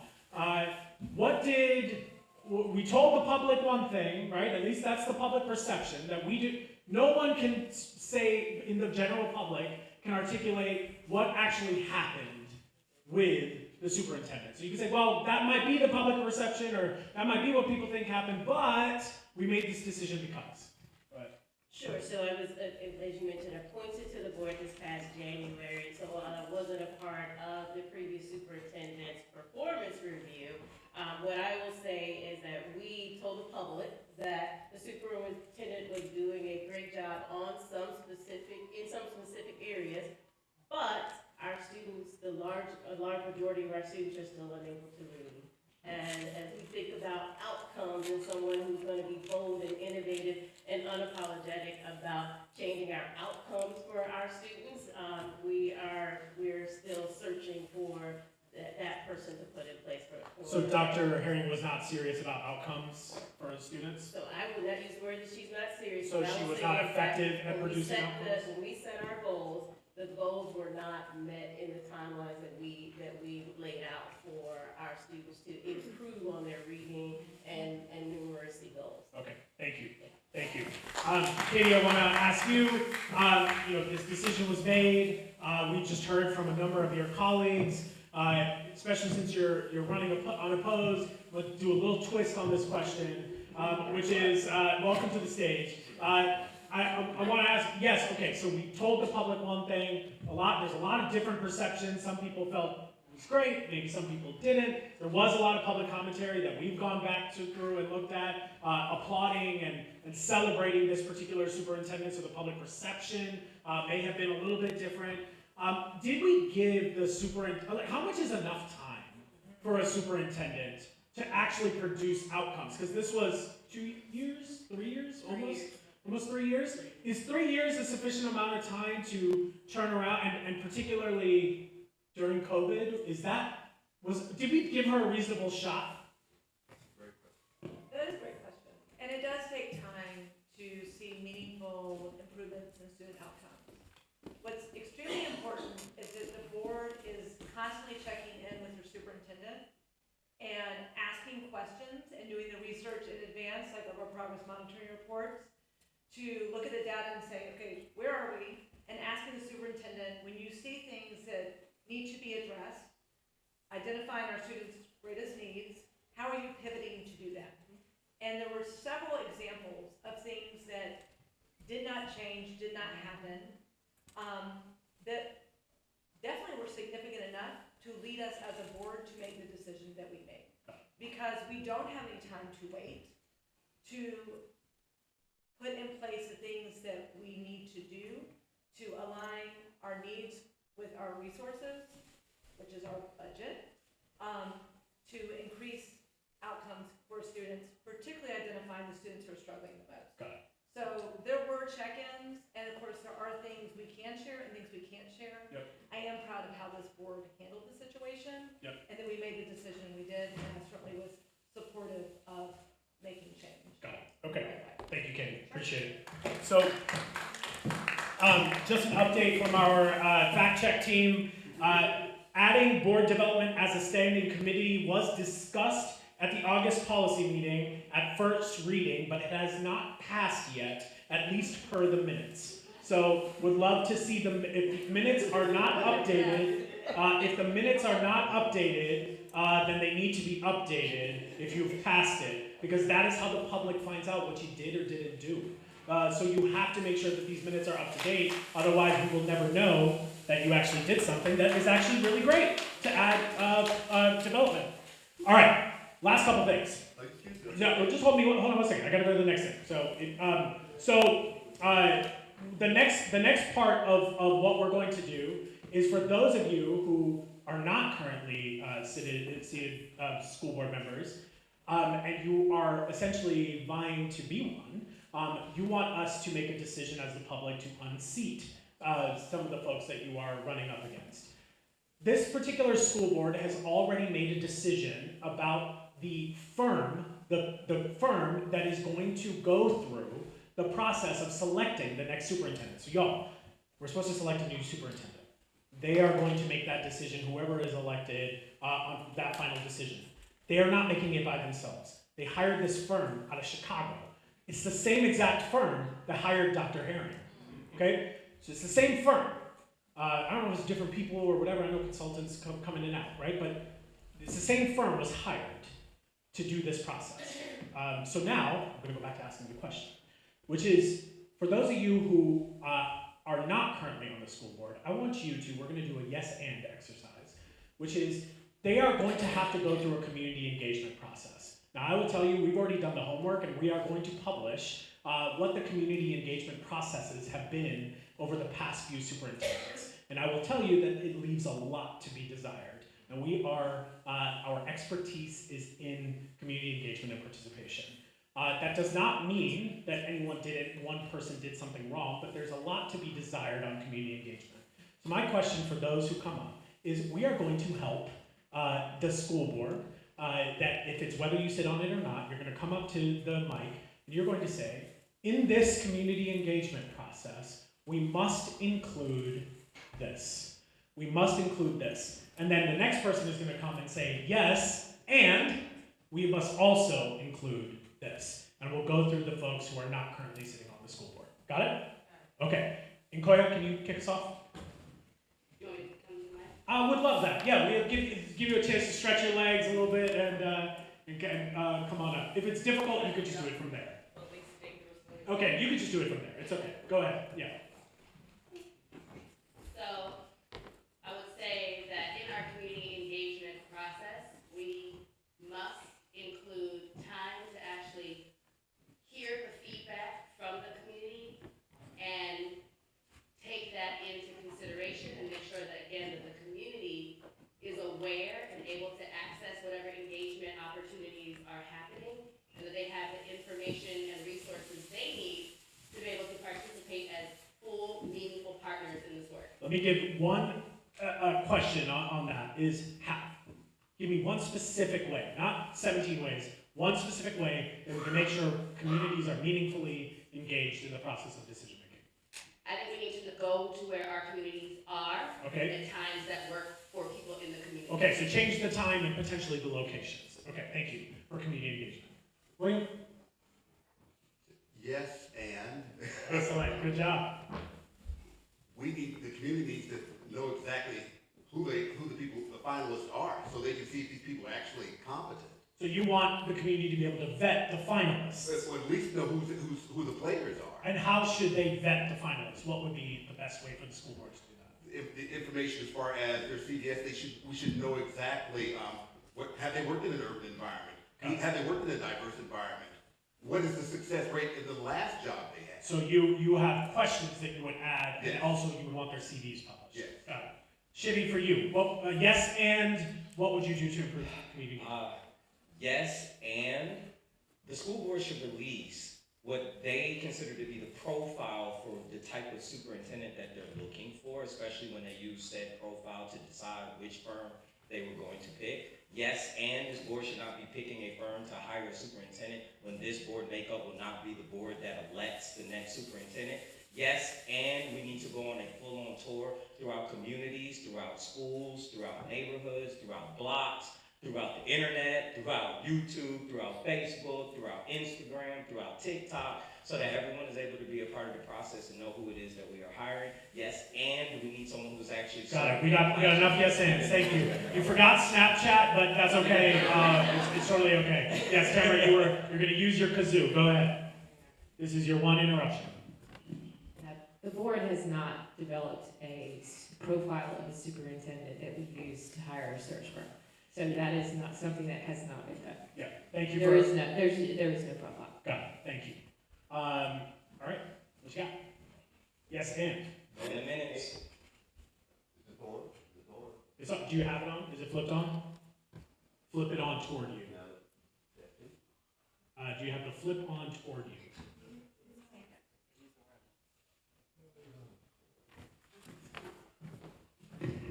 Oh, it's on. I just heard it on. There. Okay, I would say yes, and I believe the board should release, we should not have a sole finalist. We should have all the players involved in the top three, and let the public decide.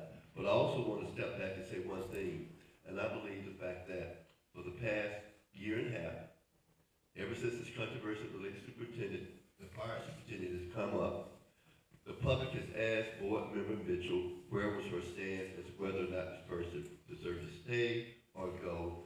Okay, we're going to stick to the exercise. We're going to stick to the exercise. All right, we're going to stick to the exercise. All right, so you said yes, and I'll come back to you with there's another set of questions that you'll be able to respond to that if needed. Ken, yes, and what would you add add to this process? Let's be additive. Yeah, let's be additive. Go teams. I mean, there's a structure that's built to engage parents, teachers, and principals and community members in a really thoughtful way. And it really should be, all the energy should be at the go team. That's where decision making, where resources should be. So the go teams, this is a structure that's been built as part of the charter system. It's part of what can make our community great. they should have a voice in this process. Got it, okay. Thank you. Can we give a round of applause for the yes and out of the investment strategy? All right, last two questions, okay? So, you're like, yes. Or maybe there are flies here. I have no idea. It could be anything. So I want to, I'm going to ask questions by district to just make sure that we can be very specific about your place, and then I'll have a closing question. Before I get right to that, I just want to call attention to, we ran the numbers around your financial disclosures. There are still two candidates, Renard and Michelle, who have not submitted their financial disclosures yet. It is extremely important that all of you submit your financial disclosures on time. We have looked at the October financial disclosures. Financial disclosures are basically telling you, I feel like that guy Keith Lee, where I'm just like, look, this is great food. This is not great food. Financial disclosures help you understand when they get money, what they're doing with that money, and how much money they got and from whom, and then what they're doing with it. So for example, if some weirdo is giving them some money, you could beg the question of, is that weirdo going to actually tell them what to do when they're in office, right? Now, we checked for weirdos. We didn't see anyone that stood out to us, although we will continue to check your financial disclosures. But I encourage everybody, check their financial disclosures so you know where their money goes. There are some of you that have raised, 5 figures of money, which is not necessarily a lot. There are some of you who are saying that you've raised nothing.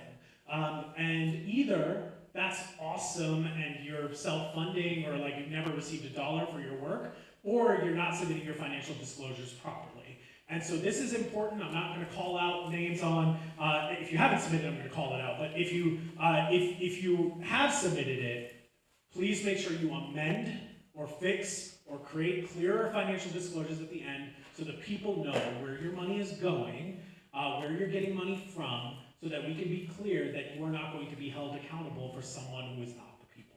Okay? That's it. All right. That's just a PSA around financial disclosures.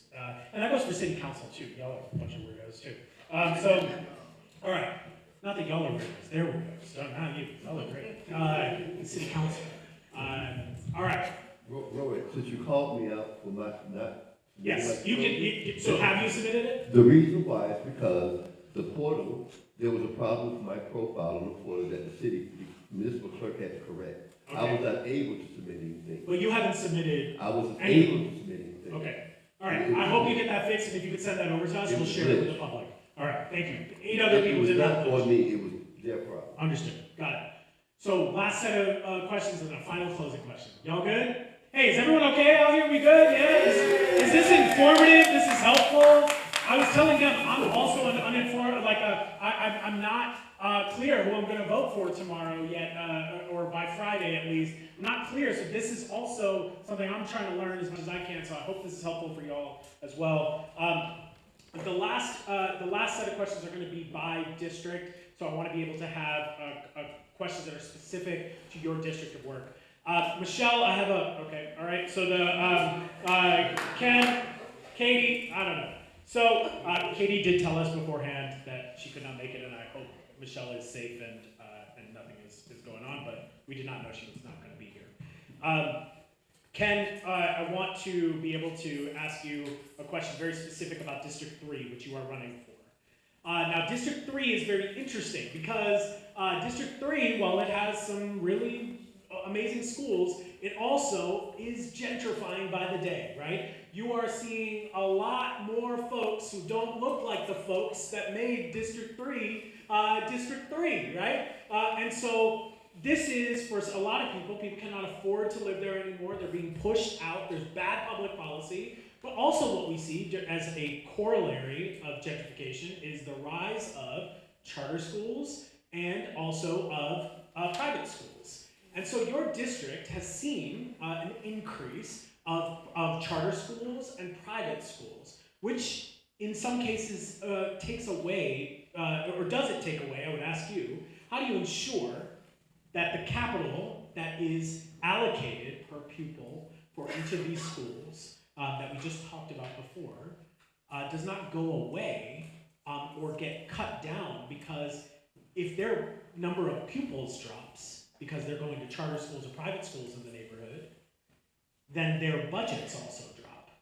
So it's a self-fulfilling prophecy that our schools with the lowest budgets are continuing to not be able to produce student outcomes, which ultimately is hurting their ability to attract students to want to stay there, which is then hurting their ability to maintain the amount of money they need, and it's a cyclical issue.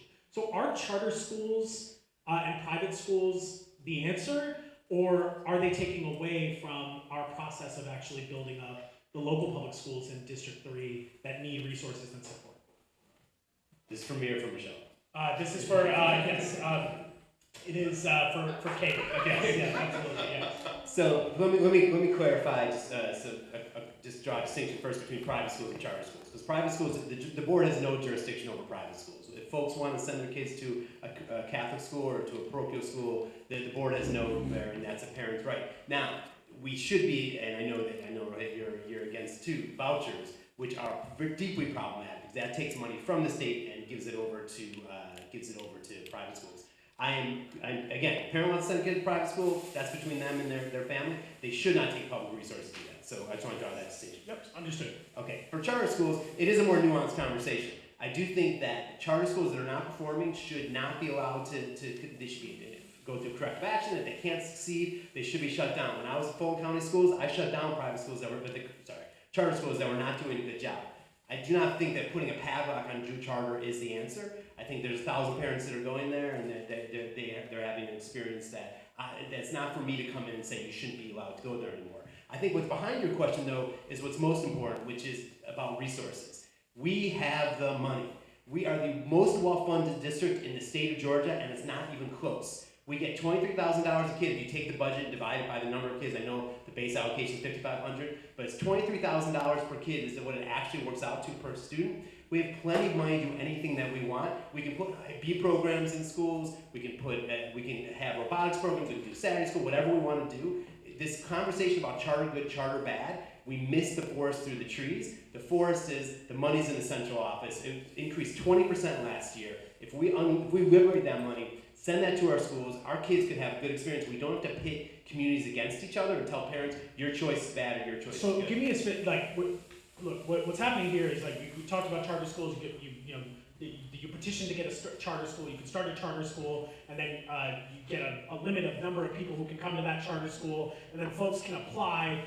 In some cases, it's a lottery. So there are different rules around the charter schools that are there. But what you just talked about was decentralizing the central office, which would be taking money that is given to the central office to decide what's going to be in every school versus letting the schools decide for themselves whether they want that or not. So for example, librarians were made a central office expense, meaning there is money at the central office for each school to have a librarian, but the media specialist inside of the school doesn't get to necessarily decide whether they want one or not. It's already allocated. Similarly with resource officers as well. So the last thing I want to ask you before we go to District 5 is give me a specific expense that you believe needs to be moved from the central office, the most important significant expense that needs to be moved from the central office and decentralized back to the schools.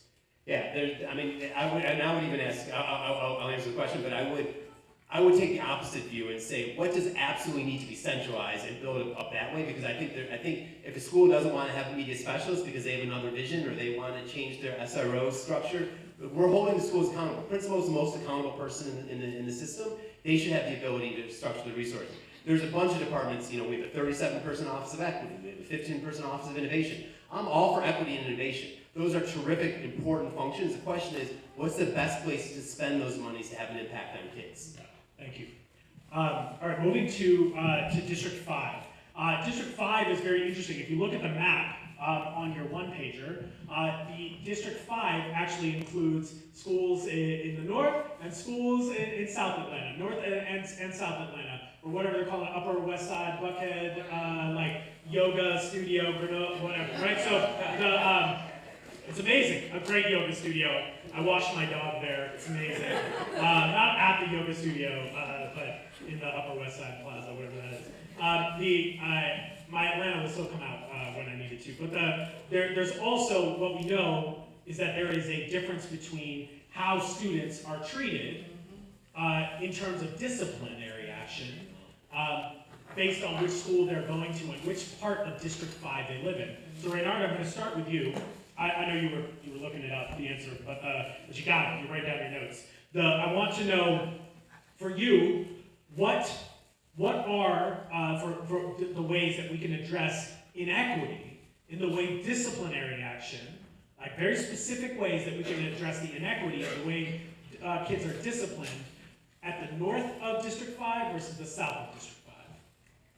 Really? That's your question? That is my question. That's your question? Yes, that is my question. Okay, let's get some scope around the major Douglas cluster so they will understand the cluster. We have the highest percentage of students being raised by a single parent. We have the highest percentage of students being raised by a single grandparent. We have the second highest percentage of students at or below poverty in the city right now.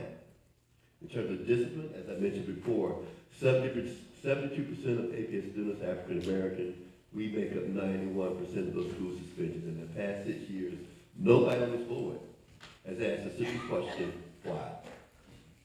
My incumbent, this incumbent, nobody has asked a simple question as to why. So I actually asked you this question because you brought it up. I'm not going to question whether people have said yes or no on that. You brought it up, but what I'm asking you now, thank you for laying out the data. That's important. Correct. What I'm asking you now is what are you going to do about it on the school board? So if you are elected to the school board, what specific policies or budgetary changes or whatever it might be are you going to push for to address the disciplinary differences that are between black students and white students in your district? Well, one of the things you need to find out is the root cause behind the problem. Find out what the root cause is. How would you find out? For you, how would you find out? Either the sociologist, the social worker is supposed to know, Okay. the school administrator is supposed to know, and the teachers are the closest thing to these students. Kids just don't act out just to act out. Because if Johnny can't read, I want to get out that class. I'm going to cut up to get out that class. Got it. And nobody's asking the reasons why. I'm asking you the reasons. Literally, that's my question. Well, I was saying, we'll find out the root cause behind it. So you're saying you don't know the reason? I don't know why. Let's say this: if a black student commits a crime, But you are critiquing other school board members for not knowing the reason before why. you go there, before you go there, Okay. if a black student commits the same offense as a white student, why aren't they both suspended? Fact. Fact. What are you going to do about it? A, find out why, and from the administration point of view, basically say, stop the process, stop this madness. Okay.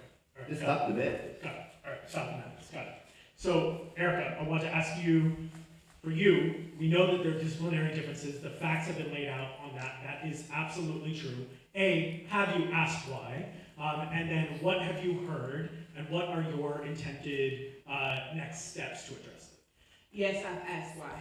Every time we have a disciplinary action that comes before us as a board, I always ask what was done on the school level for intervention and prevention. And not one time I got an answer for the past 5 years and 11 months. From whom? From our superintendent. Okay. Because before I sign off on a child to go to alternative school, what did we do in the school building as preventative approaches to help that child before it got to us? And no one can ever answer that question. They always tell me what should be happening, but you can't directly tell me what is happening. So that's one of the issues that I've always had as a sitting board member.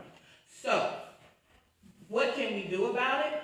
Once we know what is not happening, and what I think is not happening is that our staff isn't coached to de-escalate situations like they should, or provided the support that they need to work with that student. Because teachers majority of the time teachers just want to teach. They don't want to work with behavior problems. But if you have behavior support specialists, and that's one of the reasons why the restorative justice policy was so important, because it gave you a system of care inside the school to work with the different behaviors that the students were, how they were behaving. and help them understand how to do conflict resolution, how to process your feelings and emotions and not turn into violence, not acting out, a lot of different things. And if it was something that was happening with them that needed more of not behavior but more of a trauma-informed approach, then we had those Were people there. resources actually allocated for the restorative justice work? Like, is there money that has moved to this? Well, when Seems like you've asked a lot of questions and not gotten a lot of answers. we haven't,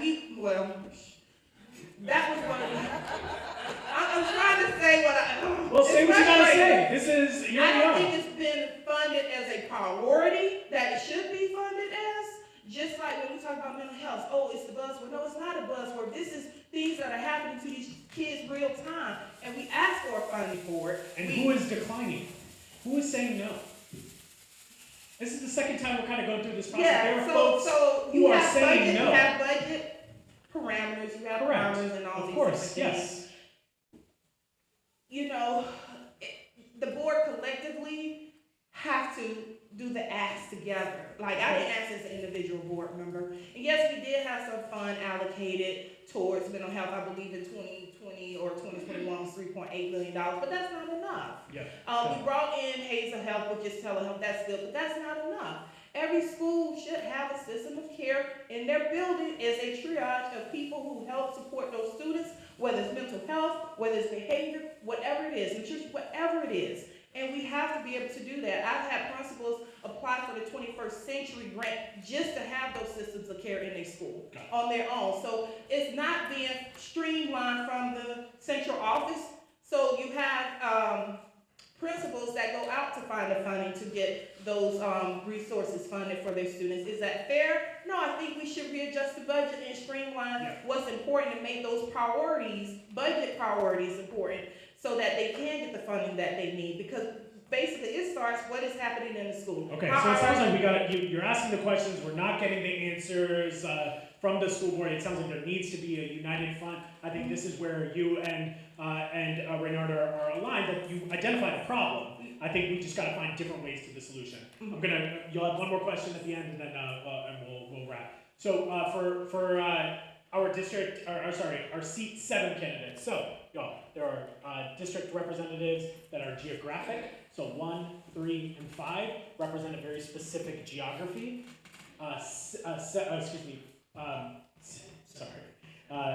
7 and 9, 7, 8, and 9. 8 is not up for election right now. 7 and 9, they have to reside in a very particular district, but they represent the entire school district. Like, they represent every single neighborhood. So they're not just specific to their neighborhood. I just wanted to say that is important, that they care about the neighborhood that they're from or the places that they're in, but they are representative from Buckhead to Beckhead, right?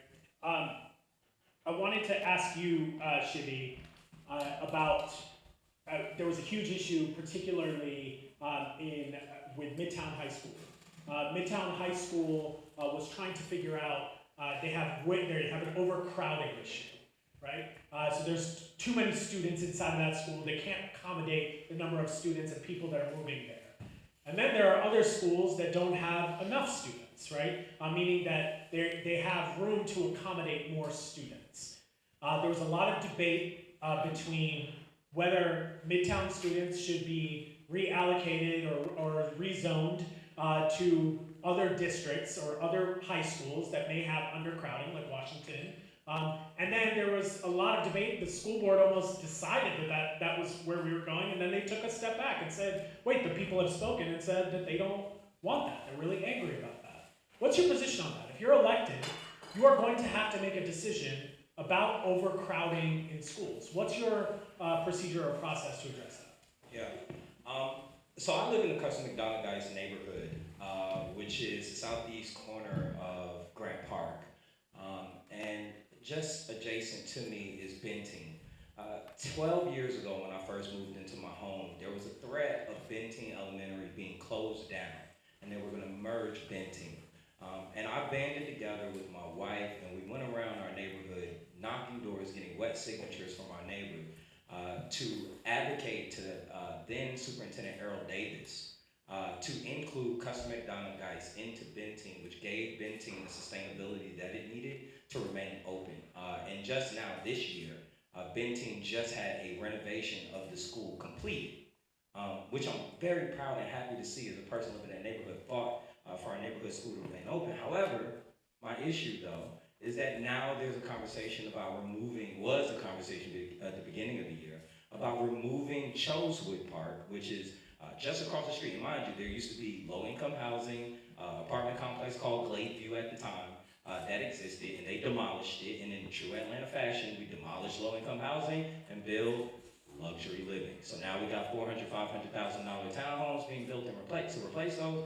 And surely my neighbors who once lived in the Gladeview are not coming back. And now the district had a conversation about moving my neighbors out of Benton, out of the Jackson cluster, and pushing them into the Carver cluster. And what I'm finding is this, and this is just the truth if we're gonna tell it. Midtown has a lot of draw because of the great things that are happening at their school, which has a lot to do with capacity. Midtown has historically had overcapacity issues. They've been at 115% capacity for like 12, 15 years now, right? And just earlier this year, there was no conversation about it until a particular firm decided that they would change the number of students per class. And once they did that, then the numbers started to change and the capacity issue became. So what's your position on it? So my position is, first off, do we have a true capacity issue? Right? Like, are we getting into the numbers or is this something that was created? That's the first part. The second part is to remedy the issue, what are the consequences? So we saw the conversation about moving Centennial out of Midtown. So let's say there is legitimately an issue, just because we got to move with this question. Let's say there's legitimately an issue of overcrowding. I hear what you're saying, that we want to rush through it, but let's also be honest about this. This is one of the most inflammatory topics that we can talk about in Atlanta public schools. Like, you want to get parents to come out, tell them they did, shut right? down, They right? did, which is correct. That's what I just want But to the figure out. consequence here is if you remove Centennial from Midtown, then you have a predominantly white school in a predominantly black district becoming more predominantly white. So get me to solution. That to me becomes the issue. So you have to, number one, we got to plan accordingly. Build schools to the capacity of where the neighborhood is going. Let's start there, because even on our side of Jackson, we're going to be coming up to the same issue because we have a lot of development in the Jackson cluster. But there needs to be a conversation about, hey, Ms. Gale, at the Boys and Girls Club, can we buy that football field that you have back there so we can build a ninth grade academy in the back, back behind Maynard? We need to have those type of conversations. So make sure there's an actual issue and then figure out if we need to be building up our schools, not tearing up our neighborhoods. Got it. Thank you, Shivi. William, for you, what would you do about Midtown High School's overcrowding? As we all know, it's a very contentious issue when you bring up the moving the kids out of the cluster. Parents and families, they specifically move to a neighborhood to go to a school. If you're asking that parent to move out or their kid to go to a different school, it's as Shivi just said, it's going to be fireworks. Yeah. So what do we do about it? Think smarter about it. Oh, okay. All right. You have to look at, can you reallocate the space as part of what the students are using inside? Can you create more additional space? That's one thing you can look at. Create additional space at the school itself, or at the school? Yeah, understood. Okay. Or I'm not done. And the other thing you could look at is can you do split sessions? You have kids go from 7 to 1, like 2 grades, and the other ones go 1 to 5. They did that at my high school. Got it. A long time ago, they did, and it worked. Got it. You have to be creative. We have a finite amount of space. If you try to look at demographic trends as far as where you're going to build schools and whatnot, those things change. Yeah. But we have to deal with the reality on the floor right now. You have to think smart about it. You have to think outside the box. Yeah. And involve the parents in the process. What do you think about us changing up the class schedule? I'm sure they would much rather have that than have their kid go to a different school. Okay. Thank you. Tamara, you were a part of this decision-making process. We're moving forward with the decision. You presumably did the homework that this is an issue. If it is it an issue? What data did you use to make sure that you knew that this was an issue? And then why did you guys retract that decision? And where do you think the solution really lies for you? Sure, so that was not The board didn't decide to move forward with that. That was something that the administration was considering. It was never brought to the board for The action. administration being, The superintendent. so the superintendent was independently making a decision about Midtown, and the school board had no acknowledgement of it? No, what they do is they presented all of their different options, you know, and they were exploring their options, trying to work with the community about how they felt about those options, with the intention, you know, of bringing something to the board for us to consider to vote on. They pulled that out, so the board didn't do that. Got it. So, just, Okay, thank you for the clarification, that's Yeah. fair. Yep, you're asking me what would I do? yes. Okay, What so- do we do now? Like, everybody has the right to the same data, to correct data, right? And so, it has been an issue we've been chasing for a long time. The area continues to grow. It's going to continue to grow. And I served on this lost oversight committee for about 6 or 7 years. And I can tell you what different parts of town would say if we said, we're just gonna add on to Midtown. You know, when you have other high schools that really need students and have felt overlooked and disinvested for a very, very long time. Yeah. That's just a reality.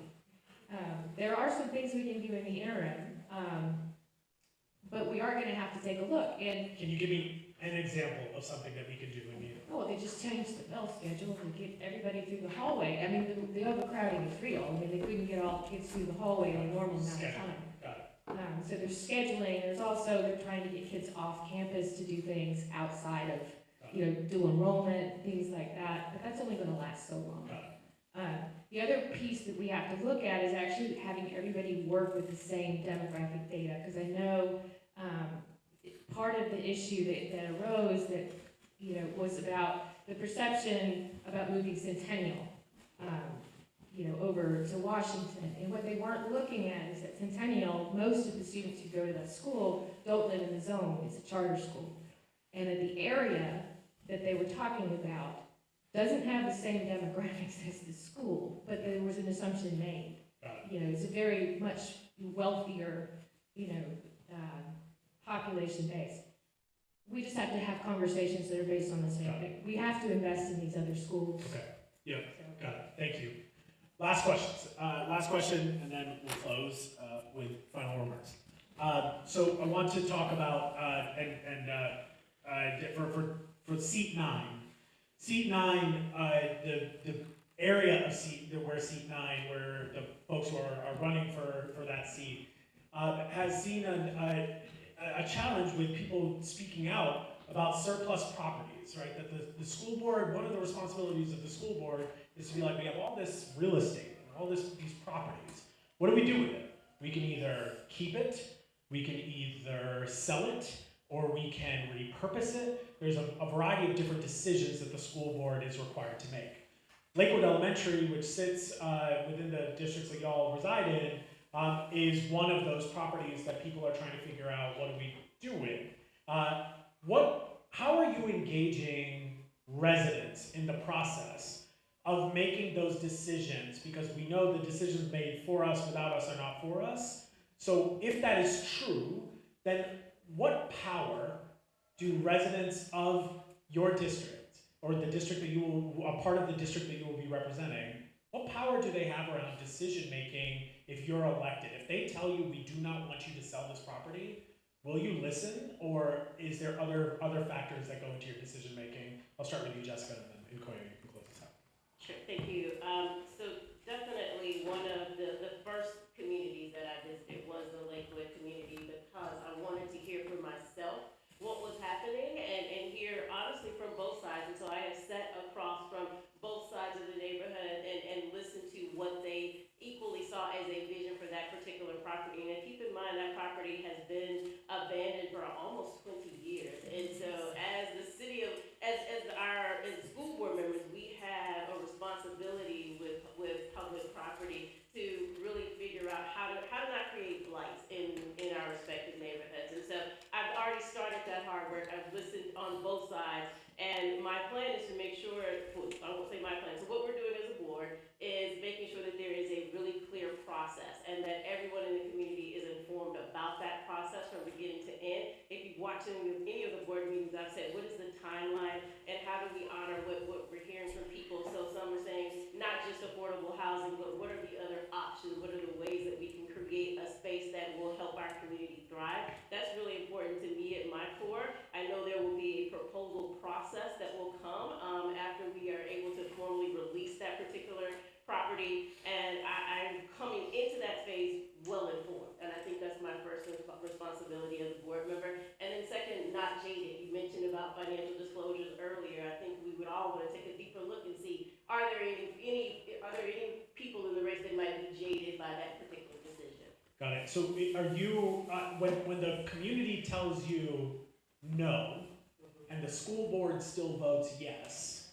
on something, how do you go back to the residents or the community members who you asked to participate in a community engagement process and explain to them that that decision was made without their necessary consent?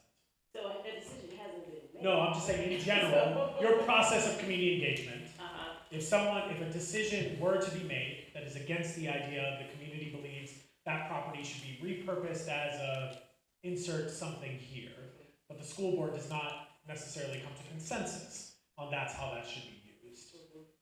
How do you make sure that you're able to keep that trust with residents or communities? Because this does happen all the time, Absolutely. just not necessarily with this occasion. So I take my role, I say board engagement is an awesome responsibility, and both of those words are equal for me. And so I take my role as the voice and an advocate for people incredibly seriously. And so even if I might not be able to get all 8 of my colleagues aligned with me, I would challenge everyone to watch my vote and make sure that I voted the way that I heard people communicating to me matter to them, and that I encourage as many of my board members to come into those communities and sit at both sides of the table so that we are having well-informed decisions about what's happening and how it impacts respective communities. Okay, thank you. And Koyo, for you, community engagement is going to be a huge part of your role. You're going to be engaging residents, not just in the area in which you reside or the neighborhood that you're in. You are going to be responsible for engaging folks all over the city of Atlanta. So you're going to hear a lot of different and opposing views. For you, what is your process for community engagement and participation? How does that factor into how you make decisions, especially if you may not agree with what residents or community members may want? Yes, thank you. I appreciate this question. It actually goes to the heart of why I chose to run for at large. I live in District 5, but I made a decision to run for at large because I truly want to make sure that this entire system works and that the community feels a part of this process. I wholeheartedly believe that we are not going to solve some of our seemingly intractable issues in APS without the community, and I am committed to moving around the city to make sure that I'm hearing the different perspectives. And what I'll tell you, what has been really nice about this campaign journey and being in a lot of communities that I haven't been in previously, is that what I'm hearing when I synthesize this is that a lot of our communities at the core have the same issue or concern.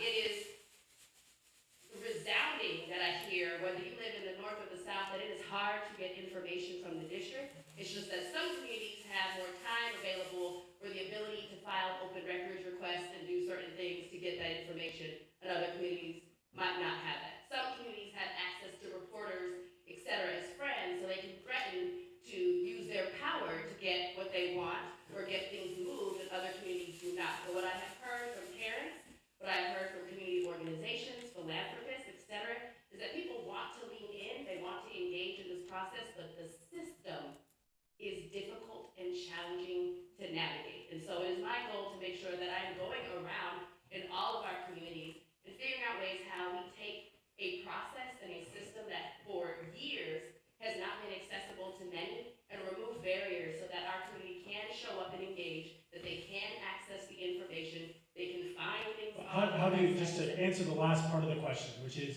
there are going to be times when the community is telling you something and the vote went the other way. Yeah. So what do you tell that community? I think we have to have a lot of honest conversations about where we are, and I'm committed to having honest, candid, courageous conversations with people, and I think it's important to let them know how the process happened, and to make sure that we actually have processes so that people don't feel they were strung along for a ride and then something completely different happens and they were never aware that something else was an option, et cetera. I think it's important that whether it is a yes or no, we're all in alignment, that people understand how we got to where we are, and they know who they can look back to hold accountable. All right, thank you. Okay, last question, and we will close out with this. Everyone good? We good? Yeah. Good? No, you're not good? No? Too cold in here. It's too cold. Yeah.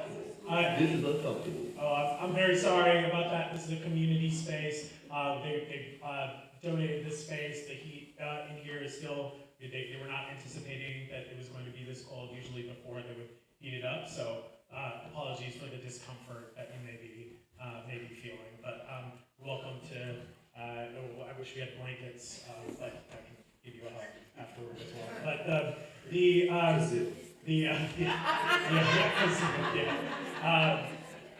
so the last question for today is, in a moment like right now that we are living in, a lot of young people, a lot of parents are having some very difficult and also, for some folks, nostalgic conversations, not in a positive way, with their children about their safety inside of schools.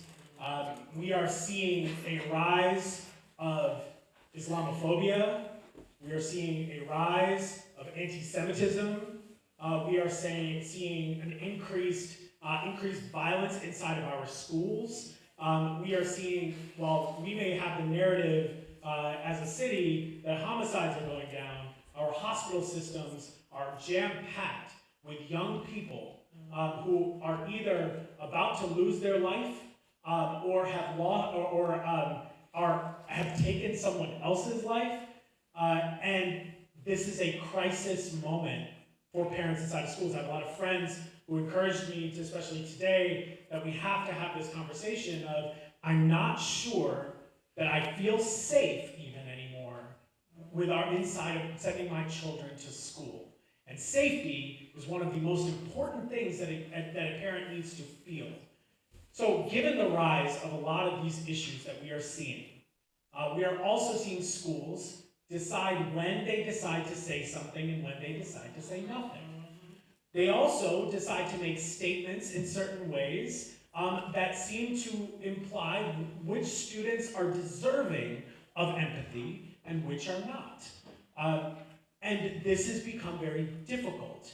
As someone who hopes to raise a child that goes to Atlanta Public Schools one day, this also concerns me. So with the last part of today, I want you to be able to come up to the microphone, you can say your name, and I want you to instill what you are going to do to build trust with the families and the students who feel that their trust with the school system has been broken and they feel unsafe and unheard. I want you to give them a vision of your hope for that. We'll give each person 1 minute, and then we will close out for the evening. Sound good? Okay, I'll call on each of you individually. William, if you could start us off.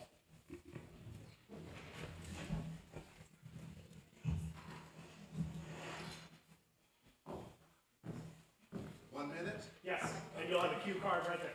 Oh, all right.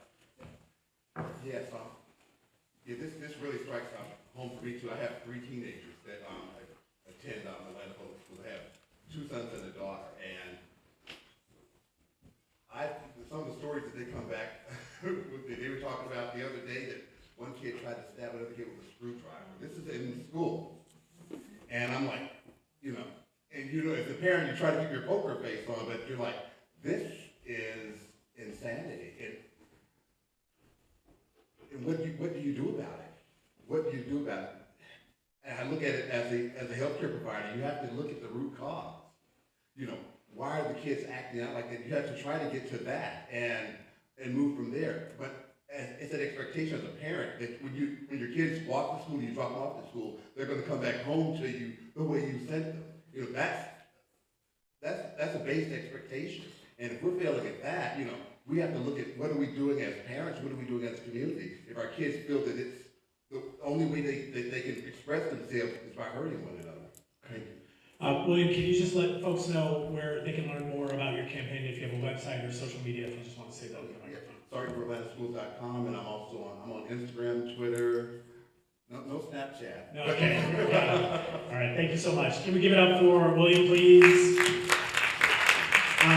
Next, Erica, if you go up, we're trying to instill faith into parents and students that there's their hope to feel safe, secure, and seen inside of their schools.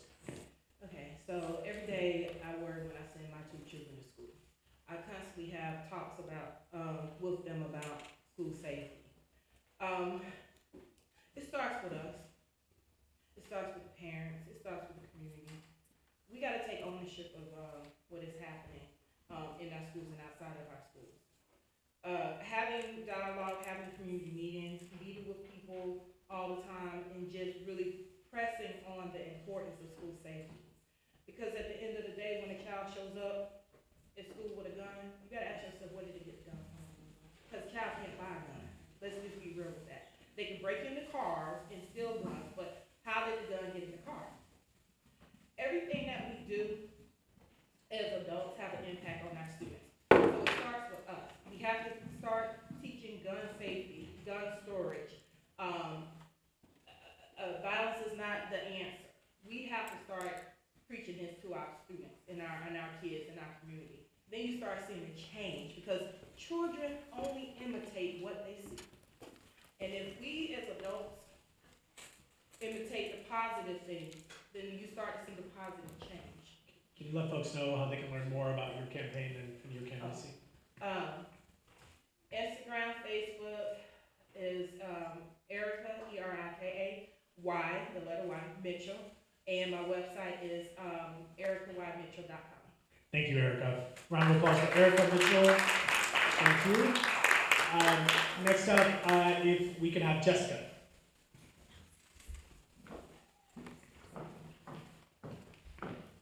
Right, Jessica Johnson, your Atlanta Public School at-large seat 9 representative. I think we tout in Atlanta culture that Atlanta influences everything. So when you talk about my vision for our students, I want us to be a national model for getting it right, for making our students first feel physically safe, but then also feel safe in terms of gender identity, race, in terms of religious identities. I want our students to really feel empowered to celebrate that level of diversity. And the way that I will show up and re-instill that is really to focus on ensuring that all of our staff and administrators are properly trained, including communications, as we're thinking about how to communicate messages to families. I want to make sure that we have the proper resources, and there are mental health professionals in our schools, and that our school resource officers are retrained to actually be resources for our students in the community. So really excited about serving you all for another 4 years. Jessica Johnson, Atlanta Public Schools. Just for APS is my Instagram, and Jessica Johnson for APS.com is my website. Thank you guys. Thank you. Round of applause for Jessica. Next up, Renard, we'll have you go.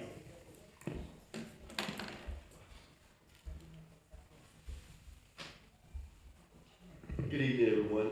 With respect to the question of safety, what is the first point of contact with that student when they get on that school bus? We should have a school bus monitor paid for from this central office on every school bus.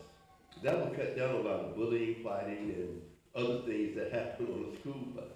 With respect to the community at large, I feel that until Atlanta Public Schools get into the space of solving some of our social economic problems, because we have the highest income inequality and the highest income mobility in the country, okay? Until we get into that space to solve some of those problems, kids and families we have multi-generational poverty here in Atlanta. We need to start solving some of our social economic problems so that it will not affect our schoolhouse. That's basically it. Thank you. Oh, RadarJohnson.com, at Radar Johnson on Twitter, or formerly Twitter, X now, and at Radar Johnson for Instagram, and Radar APS5 for Facebook. Thank or you so Radar much. Johnson. Thank you. Thank you. Next up, we'll have Shibby Brooks.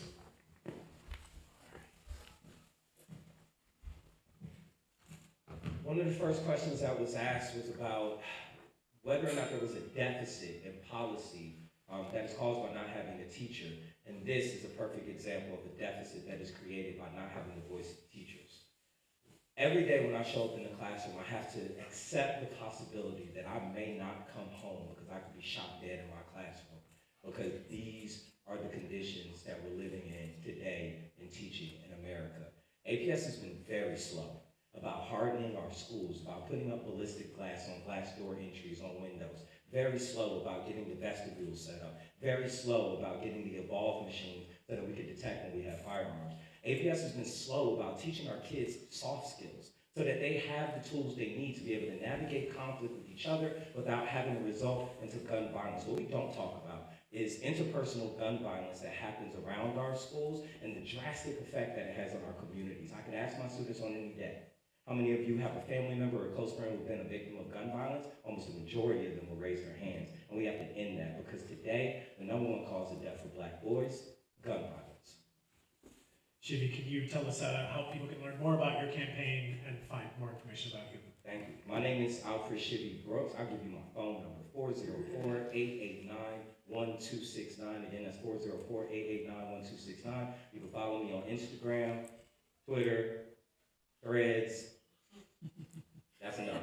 Call me Shibby. Is it an iPhone or an Android? We need to get that specific. Don't tell us, because that'll influence my vote. Don't tell me. Don't tell me. I don't want to know. Don't tell me. Thank you. Thank you, Shibby. All right, Nicolia, maybe go next.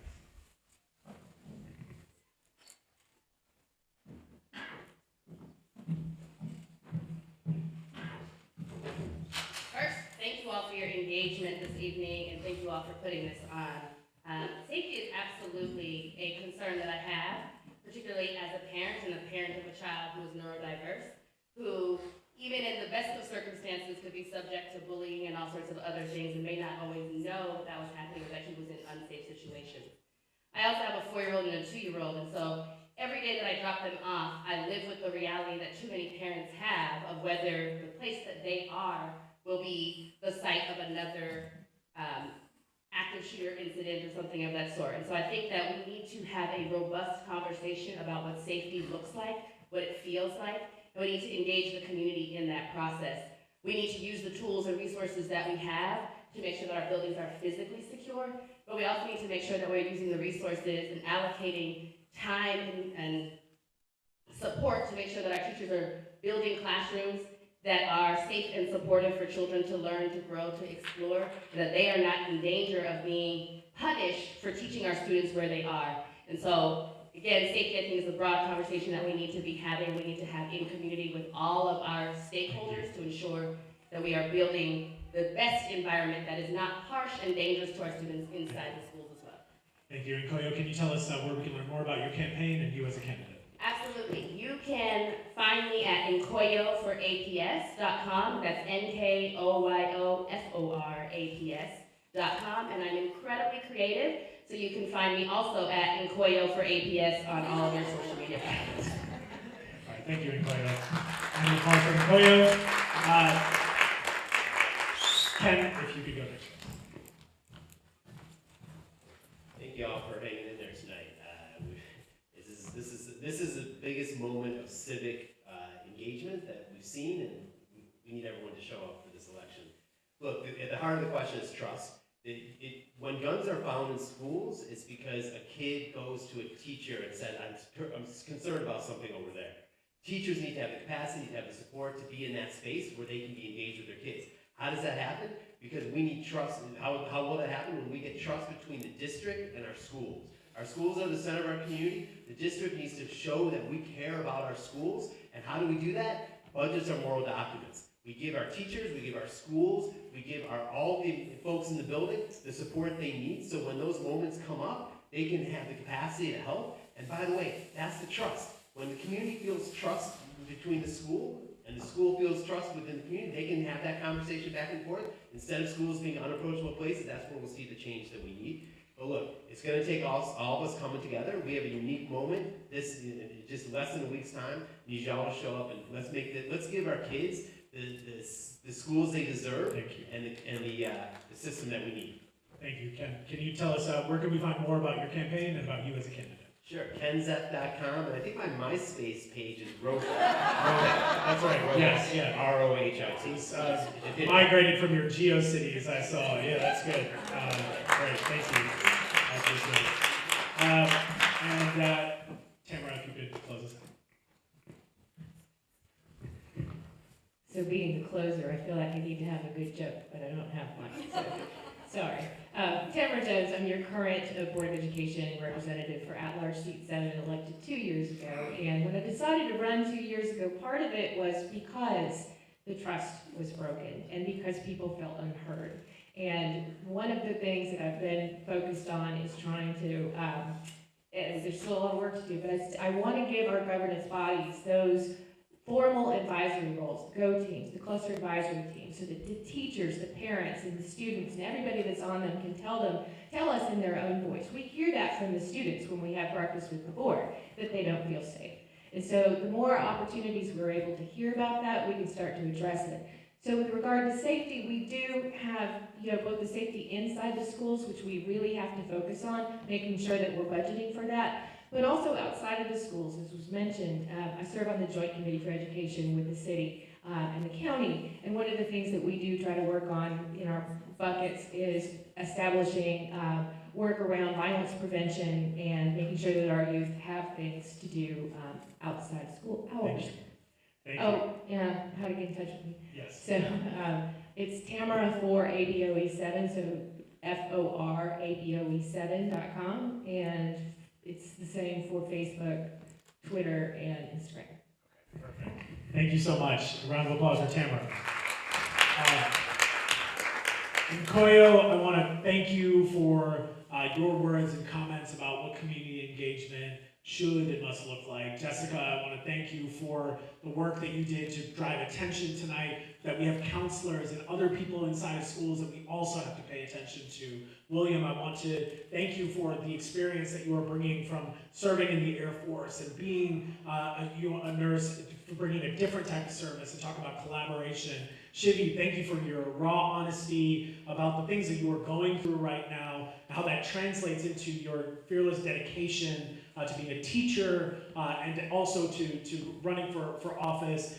Tamara, thank you for the service of this is the second time I've had the opportunity to interview you, and you have been consistent. Thank you for your consistency. Thank you for always bringing up the things that need to be brought up in these conversations.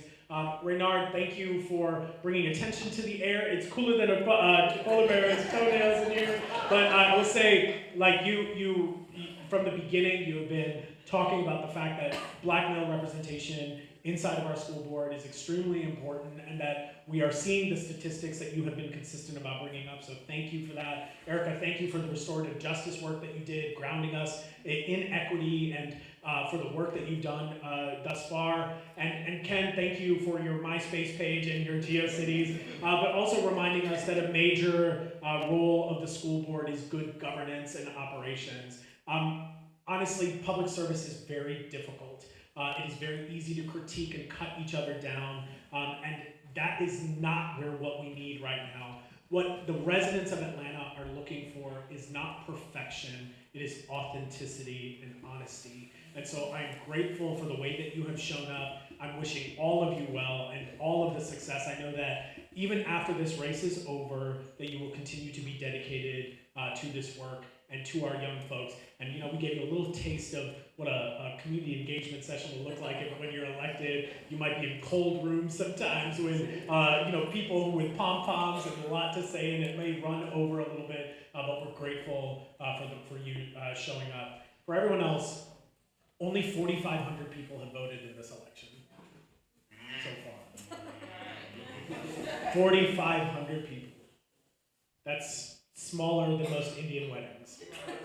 So it is extremely important that I make that joke every time, and it lands every time. Shukriya. Yeah, so thanks. Yeah. in all seriousness, we cannot keep talking about how Atlanta is the bedrock and in the center of what civic participation and voting looks like, and still have less than 4,500 people participating in this election. I plead with you, I beg of you in this audience, to, before you leave today, I want you to take out your phone and I want you to text 10 people. I don't care if you have an Android or an iPhone, but if you have an iPhone, you'll be able to text more people. I want you to be able to text as many people as you possibly can and tell them what you heard today. Point them to the video. Tell them what you learned and tell them it is essential that they vote in this election.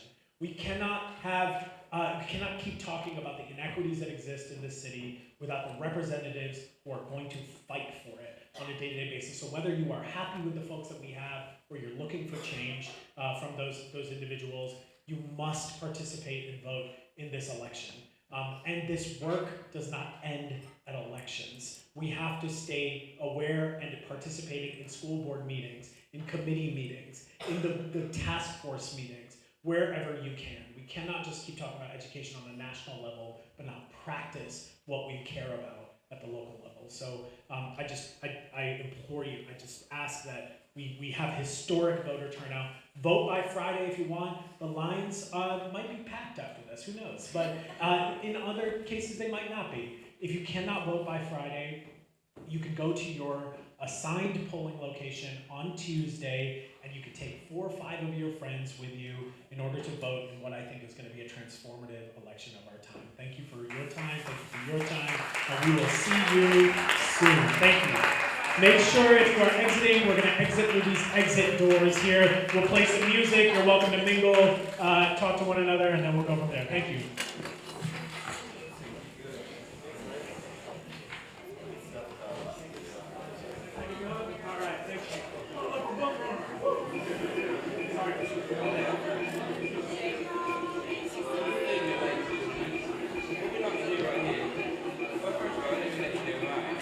Black